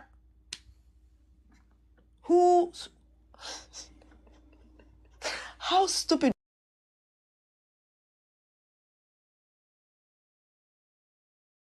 to believe that the Gambians will accept this stupid draft. If you don't have anything to do, go and clean the streets. If you don't have anything to go and clean some dalai aksa underwear. But do not waste your time and the taxpaying money to sit in an office and draft a stupid draft that says that, yo, nobody can actually commission you when you are leaving the office. How stupid do you have to be? Even a kindergarten kid. So then no, nobody is gonna vote for this. You guys are so stupid. Bilay Jigalenma. You guys are so dumb. Yen ñep nak la wax yen mi nga xamne yena taxaw ci bori draft constitution bobu commencé ko ci Adama Barrow ak ministres yep. You guys are stupid. You guys are idiots. You guys yen sen papa yi felen ngeen dem school sa yahala. Yen waru lañ wona dem school. Musuma gis ñu stupidité comme yen. To think and believe that the Gambians will actually vote for this stupid behind draft. Like for real? Like really? Ya must be dumb. Yen ñep nak ak sen justice minister bobu non yep. Mu many button se bu jutal. Yen ñep you guys are stupid. Yen me put up this stupid draft, the 2024 stupid draft. Yen believe that the Gambians are going to accept this nonsensical draft. Y'all are bugging for real. No, seriously, just think about it, guys. It's common sense. Who in their right mind will vote for this stupid ass draft? Like seriously, this is an insult to the Gambians. Lola Pabi Mune, this is an insult to the Gambians. Because there's some things they are common sense. You don't do it. You don't do it. Dawda Jallow, young and justice minister. How stupid are you? Record len ko ngeen yobul ko gaay ngir yalla na dem ci YouTube. How stupid are you, Dawda Jallow? With all of your education. Huh? On top of that, you are a whole minister of justice. Justice Moylan, balance the scale. That's justice. Yo tay nga ñew tok nga isul ñu draft constitution bo xamne it says duma laal feneen fen laa du laal fi ma xama mooy ñaar yi that says ne common sense yooyu booy dugal suma kër lu la nee isil ba pare wan ma lépp li nga isi waaye booy génn lu la nee yóbbul te bu ma wan dara ba pare man président bi ku ma neex si parlementaire bi su ma la neexee nga teg toog fa soo ma neexutee ma daxala si biti nga vote against man lu ma bugga ma daxala si biti. Who in their right mind comes up with this kind of stupid draft? It's an insulting draft to the Gambians. Yen ngeen ne da ngeen jànga Baro su ko isee sax ma accept ko because Baro xamul lu bari waaye yéen Ismaila Ceesay kii naka la ko tuddaati sax Jallow Minister of Justice ñoom Bakary kii Badji these people say they're educated wo either dañ ñu yàpp dañ ñu xeeb dañ ñoo saaga or they are all educated fools. Xam nga fool nga educate ko dafa gën a nekk fool. That's these people. Educated fools are these people. Xara ñu aj seen ministre yi seen nataal yi. These are all bunch of educated fools, these people. Because you have to believe in your own agenda before you can sell it. But you don't even believe in your own damn agenda to sell it to us. Because there's no way in hell you believe that Gambians are going to vote for this. Especially su fekkee UDP ñu ngi si parlement boobu xanaa bu fekkoon ne yéen kese la yéen fenkat ay njuñ njaaj ay tapalekat yéen you guys can vote for it do duñu beeta because loolu ngeen fa nekkee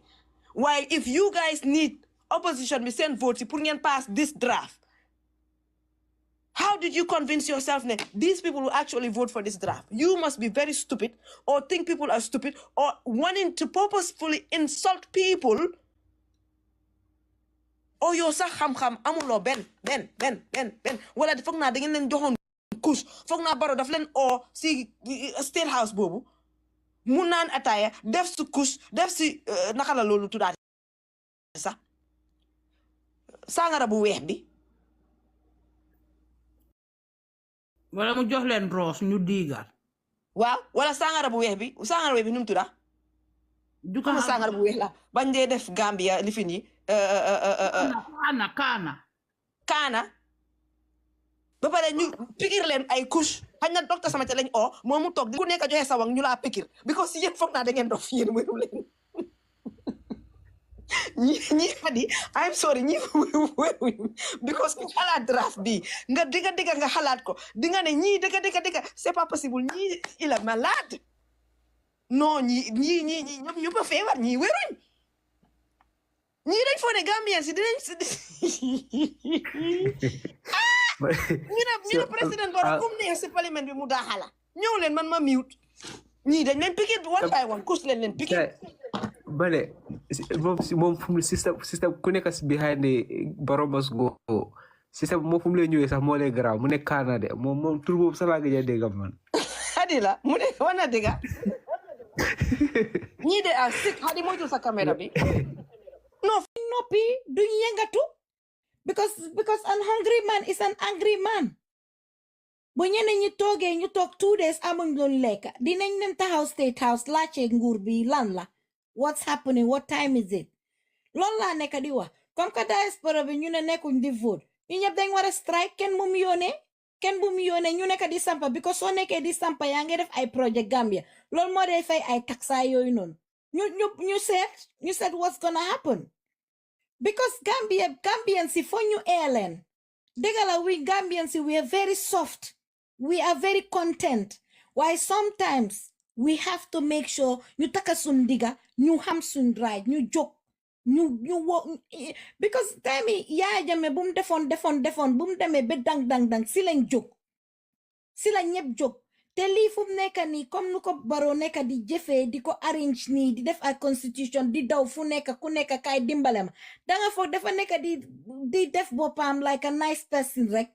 na try rek moom aimam rek mooy mu dem 2020 yow Barrow wax na ko fi mu ne moom dafa toog ba doomam toog ba setam toog so what are you guys saying what are you saying moo ko ubbi gémmiñam bi wax ko yow koo xam ne yow yaa ngi ñëw si dëkk bi yow ñëpp a ngi coow ñëpp a ngi wax problème yow dëkk baa ngi jóge si lu métti yow ñu ngi ñëw pour ñu mën a def nit yi seen life mu beta waaye still mu ngi dellu gana yow nga ne yow ding fa toog sa doom toog sa sët ma toog sibo ma clarify dara Teflon Sweden du yow suma broda mooy binda kinte jula dankon sirimang moom tam Teflon la def pour rek like ñu misunderstanding bi suma broda la Angleterre la nekka so du Teflon Sweden mooy binda juka suma broda la kinte jula dankon sirimang continue sibo balal ma no man hadi man daal man suma gom man li ma gom mooy ñun luñ nekk di wax fi up down every day lu es génna ñun Gambian si dañ mun a wax de dañ dee wax de wax moom dinañ ko wax dinañ strategize suba ba ngoon dinañ nekk di strategize waaye action su jotee kenn du def action yaa ngi understand it's about time ñu bàyyi nit yi nekk di ñu toppa di ñu ba pare am na ñoo xam ne they are very comfortable Gambia because ñoom seen everything a nge work ñu nge lekka nice ñu nge enjoy nice ñu nge travel nice so ñoom ñu nge wane wow there is peace there is happiness Gambia is okay whilst the 75% of the population are suffering yaa ngi understand so those people suñ nekkee foofu comfortable foofu noonu because lan lañ defoon référendum bi maa ngi fàttaliku time kii ni Yaaya Jammeh bu mu ñëwee fekk ñu ngi nekk xale to time boobu lañ wàcce woon age bi pour ñu vote ñu ñam ñu ngi nekk xale ñu ngi nekk ay student ay 14 years ay 13 years yooyu noonu su ko defee ñu wax maire yi ne doo leen demee rek press leen no xamuñ sa exactly lan moo nekk si constitution bi because Gambians ñun duñ dee read duñ dee understand ñu xam exactly yaa nga jox document nga jox ma ne yes no déedéet defal yes loolu lañ naxee woon nit yi time yi Yaaya Jammeh maa ngi ko fàttaliku because after loolu bu mu rombee ñëpp a doon wane ne ñun doo wàññiti ne soo demee si poll bi rek soo gisee yes rek yow pressal yes fekk yoo xamuloo in detail what is in there xoolal lii nii yow soo ñëwee ñoom docteur Ismaila Ceesay ñoom ñe barki démba la fa ñëw so moom kupal nañ ko already so ñoom ñëpp ñu nekk di sàcca ñi ci seen xaalis di sampa ay kër ñu dem offshore di lekka ñi ci seen xaalis di left right and center so su fa Barrow jógee because Barrow moom xam na ne 50-50 la moo tax mu ngi try pour pass lii because dafa nekk di xool Yaaya Jammeh mu ngi exile mu ngi xam ne exile boobu noonu is very painful wara lu nekk si boppam bi moom fu mu nekk ne boppam la nekk di xelaat so yow ñoom suñ génnee foofu noonu ñoom kenn du leen account nañ dem si international bi jël ay millions of dollars indi ko Gambia ñu def benn 100,000 jox ko nit yi ñoom the rest of the money ñu seedaale ko ñoom yi neen léegi ñoom suñ fa génnee ne nañ ko mbokka yaa gis nga Gambia suñ bàyyite mbokka yaa bii anuma Gambia du dem anybody ku sàcca dañ la war a account dañ war a bàyyi nice al bi kii suma nijaay la dëgga la ñu ñëpp a bokka waaye even sa mbokka danga ko war dëgga because borom maa ngi lekka riba mu ngi lekka safara soo ko waxee dëgga borom mu génna change ways am waaye everybody su ñëwee sàcca suñ xaalis def lu ñoo def ne nañ ko bàyyi ñun ñëpp Gambia jaama lañ am the next people they will do it again because setuñ example yoo ñu jox la xaalis pour nga sampal lopitaan pour nga def ay garab si lopitaan xoolal man barki dee mo njaay laa am ku wasin biir Banjul I'm telling you this for an operation yow su fekkee ne yow ñu ngi war a opérate sa jabar yow da nga war a stand by deret da nga war a jënda garab yi nga jënda glove yi da nga war a jënda everything baraa ñëw yóbbu ko si operation table bi deretam bi yow yaay dem uti ji ay nit nga gaada nga make sure nga am deret boo xam ne mooy maaj ak ki ñoo opérate because soo defutee loolu 50-50 la you have to do that loolu yëpp nit yi jógee si dex bi ki ma waxal mu ne ma am na góor jigéen bu jógee si dex bi moom kenn jëkkëram mu ngi si dex bi a xale yi ñëw ba si lopitaan bi mu ngi biir ba 10 mu ngi war a wasin ñu ne ko ne soo amute ku la donné deret doo mun a wasin jigéen baa ngi sona amut kenn xanaa boy si nekk foofu ñoo dem gaada dem uti blood type am ku nekk ñu dem ñaan uti blood type am bi pour ñu jël because suñ jëlutee blood bi ñu def ko in advance yow su fekkee ne opérate ne la nga am problème si la ñu bari dee gaañu te in a serious government all those things should be available fini den ñiti den def blood drive den de ote ñiti pour ñu dem donate blood waaye suñ demee donate ji blood ban freezer lañ ko def ban courant lañ ko def ban sterilisation la ñoo def so yow su fekkee ne yow sa nit mu ngay dem war a operate comme in the next 2-3 hours wara next day lañ la wax yow before that day da nga war a dem gada blood type am bi yëpp nga isi nga xam ne loolu in 2-3 days time la. And we calling this a serious government. And there are some people so wahe ñu nekk fi di la saga ñoom ñu ngi faral baro yegul leen joxul leen tinul leen yow ñun mënuñoo génn si mediocre bi ñun every time ñun kañ la ñoo change duñ def constitution boo xam ne 2 term la soo ñëwee because yow soo ñëwee because di nga xam ne di nga fa génn ba pare suñ defee ne soo génnee nga def any njuuj jaaj den la account te ñu bañ say seen mbokk yaa wallaay ñiti dinañ liggéey dëkk bi Gambia dafa neex a liggéey Gambia dëkk bu ndaw la waaye suñ waxee saagakat yi ñëw fii farlekat yi ñëw fii the only people ñu nekk sa the only people doing it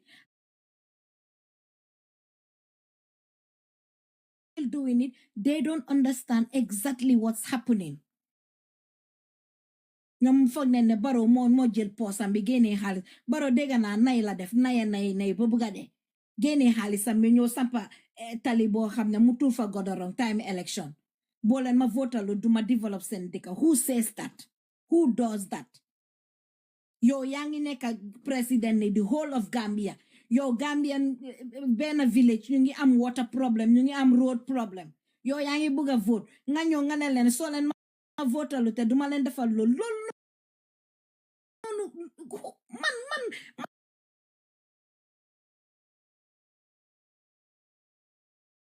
sa yow kooku warloo nekk si state house bi the next day the whole of Gambia ñoo war a manko waaye Gambian si kabudu lañ buga kabudu anybody ko xam ne yaa ngi enjoy sa ataya mu ngi sukur sa benn ci naa ngi tooy rek you are okay ak woccukat yi di mar woccu yow nga ubbi sa gémmiñ bi nga daw fu nekk wax ba ñëpp déglu la fii la gaay jël youth si convince leen fii leen la jël téye la youth si ñëw takk seen digga bi toppa la ñu foog ne yow yaa nekk di masaaya yow yaa leen di génne si lii ñu ne waaw yu dox bi dëgg la dëkk bi dafa métti dañoo wane waa man de moom lii ma gis ni bugguma see génna te dañ see téye ba dëgër kak waaye yal na la suñ aha téye every single person ko xam ne danga def loo xam ne nga lekk ko because of Gambian people yi di toro yal nañu yàlla aate yéen wallahi nit yoo xam ne amule benn conscience man ma lekk cuuraa bu weex sax o ma lekk mburu bu wow sax moo ma gënal suma integrity moo ma gënal anything else waaye ku fi gënaa mun na wax ba pare gaay suñ ñëwee den la ridicule yow danga nekk di war diga ba pare Gambian youth si sometimes foog naa dañ am benn noppa bàyyi leen di déglu ñii amaluñ seen interest fañ lañ ñëw fii fajal leen seen aajo xoolal yooni Spain bi dili dalal leen ba sona pour ngeen dem for ay apple ngeen dem béy Gambia mu ngi amee the most fertile soil balaa ñu leen di jël di leen dem defi jaam slave si beneen dëkka doo leen am si seen dëkka ngeen xam ne di ngeen gis seen waajur di ngeen gis seen jabaree seen doomi can you imagine yéen a ngay dem backway boobu noonu soo leen demee si naar yi ñu toroxal leen door leen a door ba bugga dee tëj leen si prison duñ leen amal benn yërmande man su ma gisee yeneen vidéo yi jooy rek ama dee dese dama ko bañ sax dama ko dee jël ma génne ko suma xel bi because mu ma traumatise all this hardship yenn few people ñu nekk foofu di lekk xaalis bi ñooñu seen joboot yi seen waajur yi ñoom ñu ngee tekki yow moom nothing te Gambia ñu ñëpp a ko bokka Adama Barrow less than 10 years la fi ñëw moo fi nekk multi millionaire for what moom mu ngi sampa mansion Mankamakunda mu ngi am all this comfort whilst Banjul Hospital amut a single facility there can you imagine yow moom mu dem toog si ay lali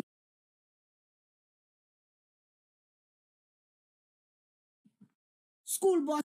amut transportation amut dara waaye ñoom su ñoo dem sax dañ ko bañ ba sirens la ñoo def de ñoom suñ nekkee si seen pajero yooyu xaw ma seen jeep yooyu ñu tinted yow soo nekkee si yoon bi sax ñu tampoon la dama sa tànkay duñ sax waste time si trafic bi waaye ngay war a seetaan loolu si nit koo xam ne demba yaa ngi ko gisoon yaa moom yéen a em tey mu jóg mu xëy mu nekkal la fële jàppala as puup jàppala as you are nobody because man lii loolu laa ko mën a wéy nit koo xam ne respectul la amalu la yërmande daf la téye like a nobody suñ paree bugg a jël seen vote ñu nekk di leen nax di leen wax ay wax yu jaagoon wax xaalis buñ nekk di wax foofu noonu dañ ko dem leb pour yéen dañ ne ñu ngay ñëw de pour defar Gambia suñ paree ñu jox leen 2-3 t-shirt togal leen mën a benn cin rek yéen moom you are happy with it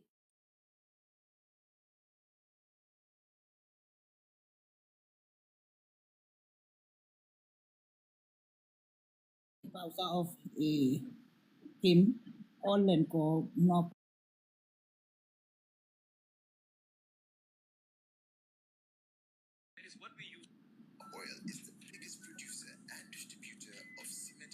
So, I mean, no, the police in the US never told that police officer to kill anybody. But like these things happen, and the police has mechanisms in place to rectify such action. That is why now the police has referred the matter to the disciplinary committee of the police to investigate. And if he is found to act outside the frame,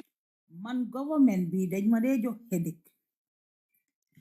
loo wax ñu compare ko with Europe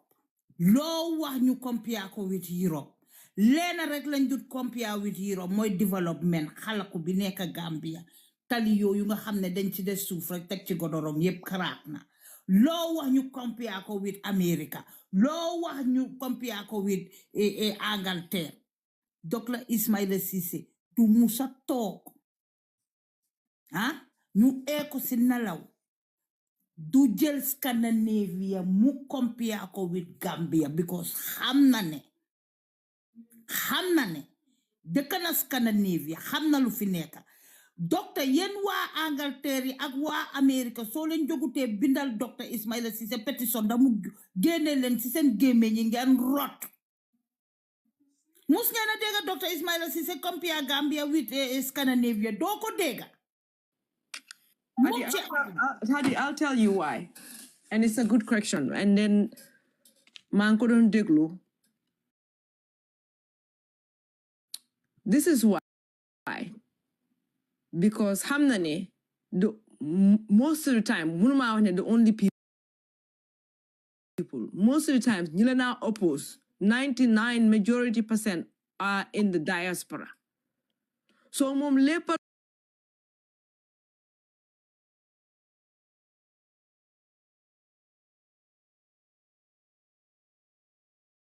Lijanti would Gambia de because of Gambia de. Lijanti would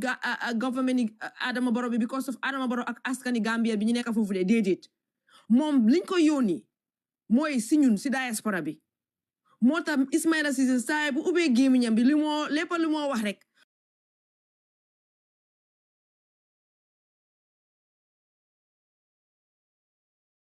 Bila ne yéen a ngee wax waaye gisu leen seen dëkk bi nangam. Loolu lam ñoo wan fi mu nekk nii moo tax mu wax li mu wax noonu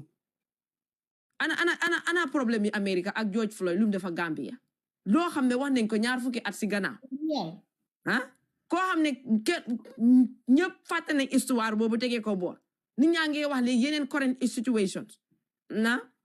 waaye soo gisee tey mu ubbi gémmiñam bi di compare di compare di def comparison ak moo xam li moo def because dafa bëgg a justify ne ñoom seen nguur gi they are doing all right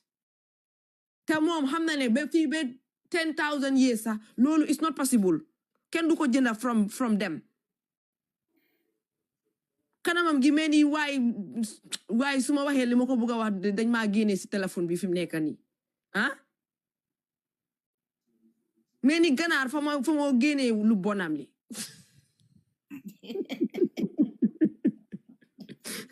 nene nuyu nañ la nene balal ju deñ waay yow kanamam gi loolu rek la moo nduru doomi kutuma sam doomi xaj kii du nit ci dara xamoon nga ganaar yooyu nga xam ne frigi du dee bari kawaat Hadi bu ma reeloo waaye hadi bàyyi ma no moom mu ne moom mooy ku sànci moom mooy ñëw mu waxal baro lépp loo xam ne fen la ak lu dul dégg si biir nguur googu rek Ismaila Ceesay dina ñëw taxaw dina ñëw taxaw diaspora bi la teg but diñ ñu teggi sa but yi nag sa buti rakun yi diñ ñu ko teggi xaw ma dag ñu bu ko wan na xaw ma waaye diñ ñu yàbbi yow lan mooy sa problème ak diaspora bi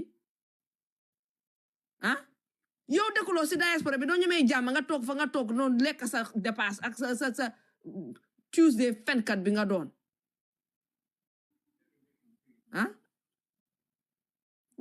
doo ñu wàcca ngir yàlla lan mooy sa problème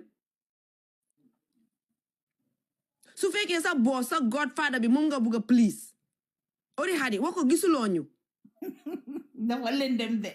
waaw fii dafa sori ice bi dafa bari snow gi dafa bari gisuloo ñu dafa weex lépp a weex gisuloo ñu haay kodi kay mu ne ma ñi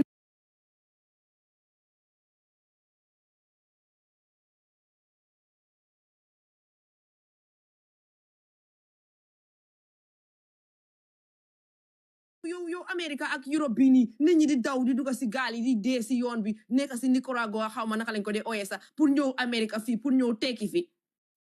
yow fi nga bëggoon a ñëw mënoo fee ñëw 1 2 3 nga bëgg a compare Africa ak Gambia ak America yow maa jàmma doo ñu wàcca yow nga jaay sa kudu yeeg sa paaka yeeg sa palaat yi ba léegi taxul nga tekki enu say dëbës dem Salvation Army jëna sa suut yi xaj yi nii nga dem deelu Gambia ba léegi dara mënuloo nekk président foofu noonu nga dem dogo dem si gannaaw président bi ne yow di nga ñëw di nga yow tas ñun li ñoo wax yëpp nga digal yow sa wax ji te yow sa bopp xam nga ne bi nga dem uti liggéey fenkat nga doon ut yow xam nga ko yow contrat boobu nga sign nit ñi di sign contrat gi bu rek la yow ngay sign contrat pour dem feni moo tax fi mu nekk ni ku la gis sa kanam baa ngi vex yow ñu ñoo la waroon a gën a nuru ku vex sax yow maa ngi xool sa vidéo yi yow ba nga toogee woon gis-gis di wax si baro time boobu noonu nga nekk si opposition bi sax nga gënoon a nuru ku rek la fi mu nekk ni yaa ngi mel ni ku dul nelaw you are tired kanamam gi yëpp a sonna fi mu nekk ni ndig fen danga foog ne lekk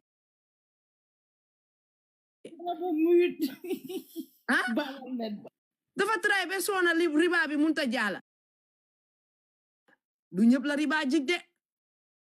sa yaay ak sa papa yow sa papa ni mu soonee woon biir Kamba moo tax riba du la jig ba nga dee yow moo tax dangaa gën a torox dangaa gën a sonna dafa am ñoo xam ne ñoom luñ lekka riba du feeñ si ñoom fii alaxira lay feeñi waaye yow boo koy lekka fii sa papa wane ko sa kanam googu noonu dégguloo ma de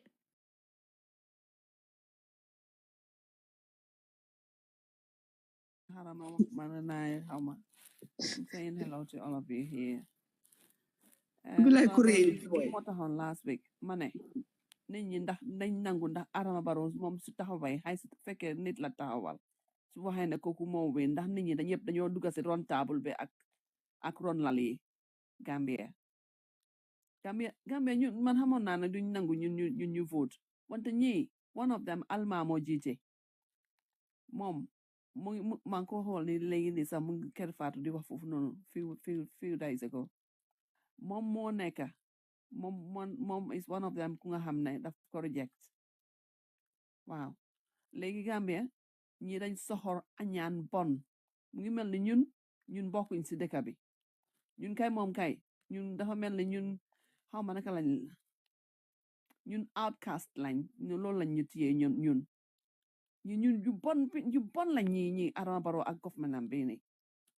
ñoom ñoo nekk outcast yi ñoom ñoo nekk nit ñuy bon very unremorseful these people very wicked so Adama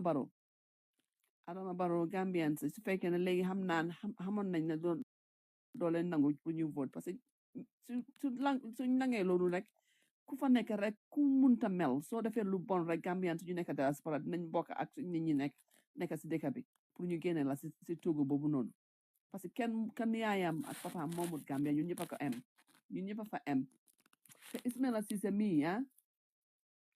Ismaila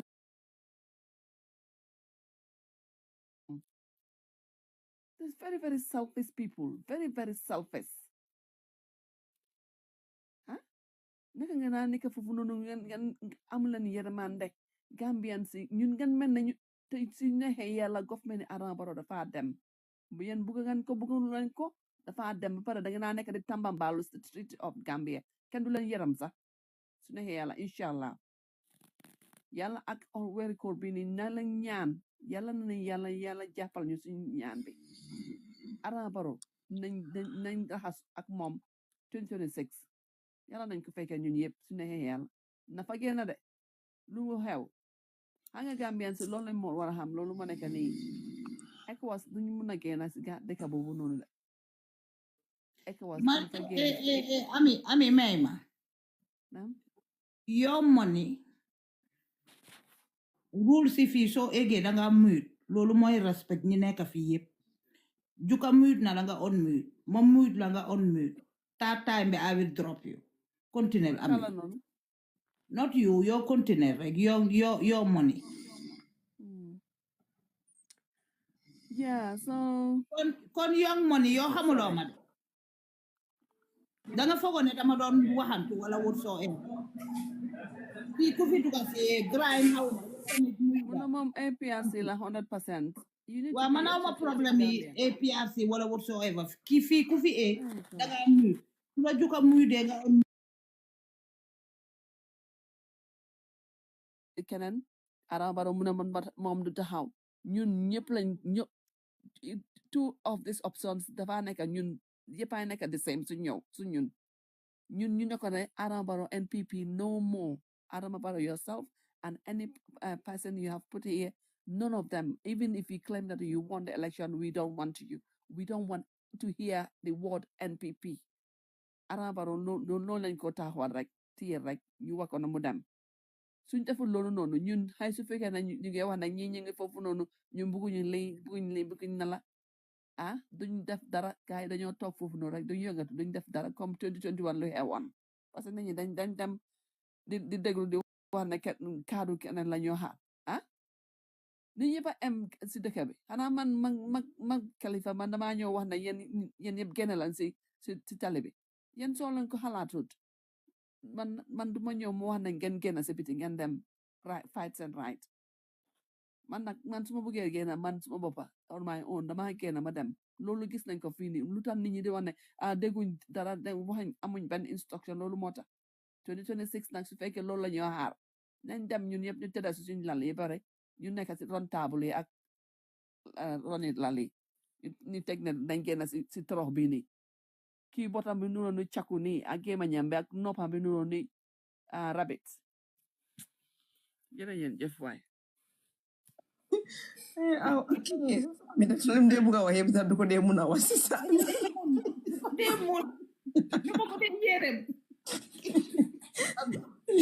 li dee nekk si xol bi moo dee bari so du dee mun a wax yëpp bugg a wax yëpp su boobuma baro ko fa mel non gis nga lii suñ ko reeyutee rek dañoo dee bi ay wal mun a ne ko maynam dafa dem ba bugg a tiba waaye da dee xeeb tiba bi su ko defee bugg a tibaat feneen su affaire bi bañ si saami non ami yërëm naa la yow bara baro bi dem baro moom baro xam naa ne bés bu mu demee dina am ñu bari dinañ pati wala man su ma maasi si laa bokka dinañ pati benn was billaay walaay talaay su bokkuma baro ñu ba tàyyi si kii xaj bi kii fi moo def nit maam Lisa exil nga take over maa juka ree nañ tey moo nanguñ kenn ku ñu stress kii ak noppi firgaali gaalam yii ni dem ca Peter Gomez yéen a ko war a suu yéen waa Amerika ak Angleterre foofu la dee côté déglu leen ko fii mu ne mita Gambia léegi 500 la dama bëgg a yéen mi nekk ak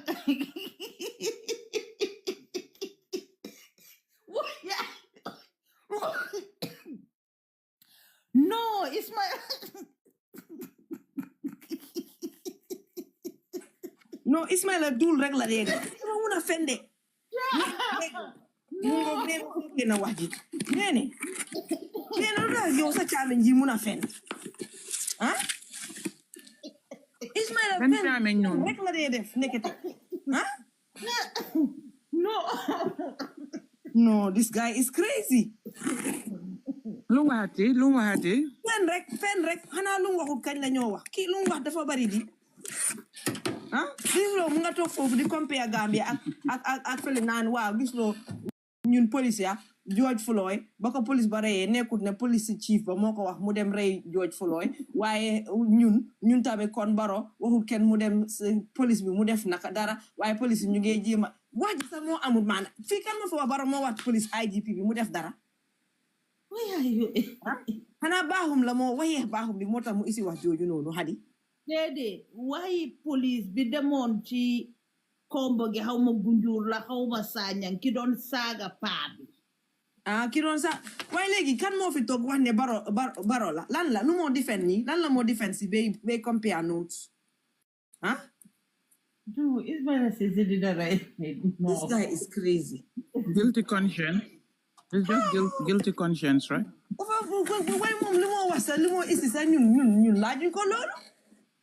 ñu dañ teg problème yi Baro si police boobu kii saaga si Baro si boppi Baro bi oyaay nee mita ñaata la Gambia 500 dama bëgg a xam de balaa ma ko fee teg ñeneen maa ko boo ko wax mita ñaata la Gambia Mita lan pour cash power. Hadi Kinte doo ma bàyyi ma nekk suma jaama Hadi Kinte man maa ngi enjoy suma Ramadan in peace maa ngi ignore Hadi ne mu ne maam di sa may ma mu ne mita léegi Gambia $500 la mita na wek bi Mita electricity. waaw The last I checked 2023 dafa am ku ma jëndal mita I paid $6,500. léegi déglu leen ko fu xaaral Hadi te li nga xam ne according to suñ ko gisee dañ ko war a jox nit ñi for free waaw may leen ma def from deposit ma kenn ba pare sa mita su ma la waxee am na ñoo xam ne for a year or 2 years ñu ngi fay amaguñ mita bi because dañ la dee wax ne mita amul. ok déglu leen ko man munuma tey foog ma rey man Ismaila Ceesay du ma rey billahi wallahi tallahi so how ma nag ban dëkk la boobu noonu acceptable by the Gambia police force, he will really face the consequences. So these things happen. You cannot avoid them, but as long as you have mechanisms to make sure that you put them in check and to deter further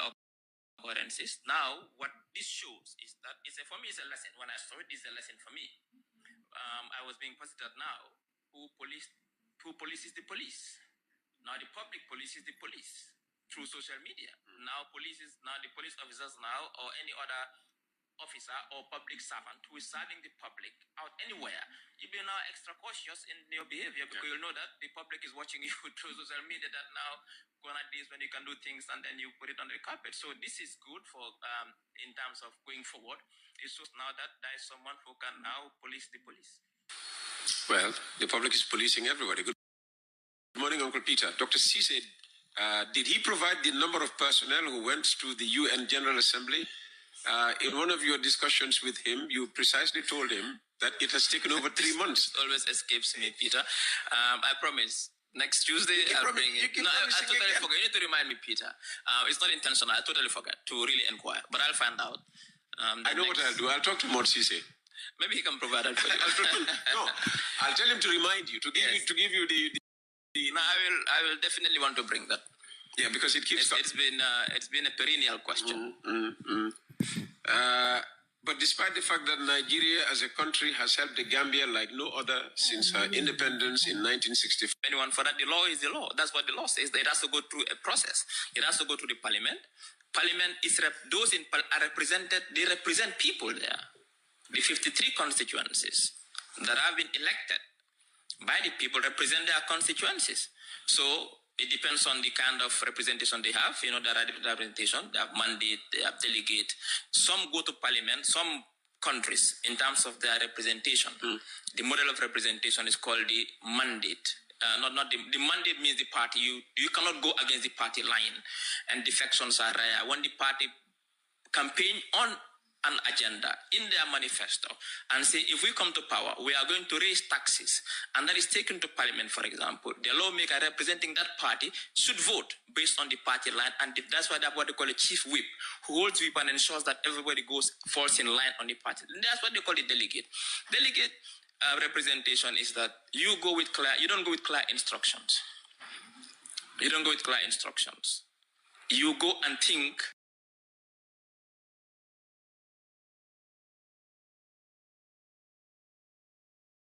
And you know what others want. So they go represent you and they speak on your behalf. And whenever there's a question to vote on, they don't have to go back and consult you. They can vote based on the way they think is in your best interest. There are other models where you go with clear instructions. You don't deviate from that. I tell you, go and vote this way. Your constituency, before the vote takes place, you go back to your constituency and they give you clear instructions. Hey, on this issue, we want you to vote. 5 Kirdi.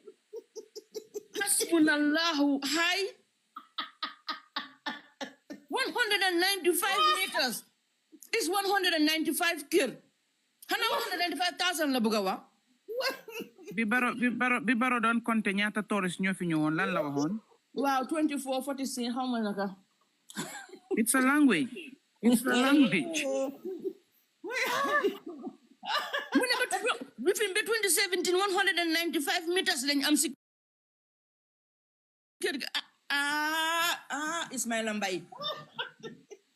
Ismaila Mbaye. Ismaila nin sa santa bi Ismaila bu ma wax sa santa bi Ismaila. Ismaila sa santa bi ñu ko santa ay noble lañ Ismaila. Ismaila Kamara. Dombay jukala wax leen ci. Dombay jukala du suma jarbaati yaay. And the meter now costs what? That's the meter now. Only 500? Yeah. Only in select areas. It cannot be in greater Banjul area. I think mostly the rural area. Apart from rural maybe electrification process, yes. Li kañ la tey bu tey bi la. Bu tey bi la di neene. Hanga man every day dina ñëw dina joxe naka lañ ko waxatee. A statement to correct. Dina wax ne I'm sorry I was misinformed. I gave the wrong figure. He has to come and do that. No, didn't rectify because this is damn wrong. It is damn wrong. They will be copied the line. That's the mode of the connection. I'm sorry, before joge, didn't call Neko. You have blundered yet again. Mita man musuma yet bu mita. Cash power, depuis cash power, binko introduce. It has never been even $2,000, much more $500. May 2003, I got a meter for somebody, a family. I paid $6,500 for the meter already. Then I'm pour pay even application fee. Utene asa jabalante demaka ñew. Tay elect next month la meter bi ñew, end of month la meter bi ñew, 2 months la meter bi ñew. I mean da nga jabalante lolu yep it's all cost. So lolu mom it's a blatant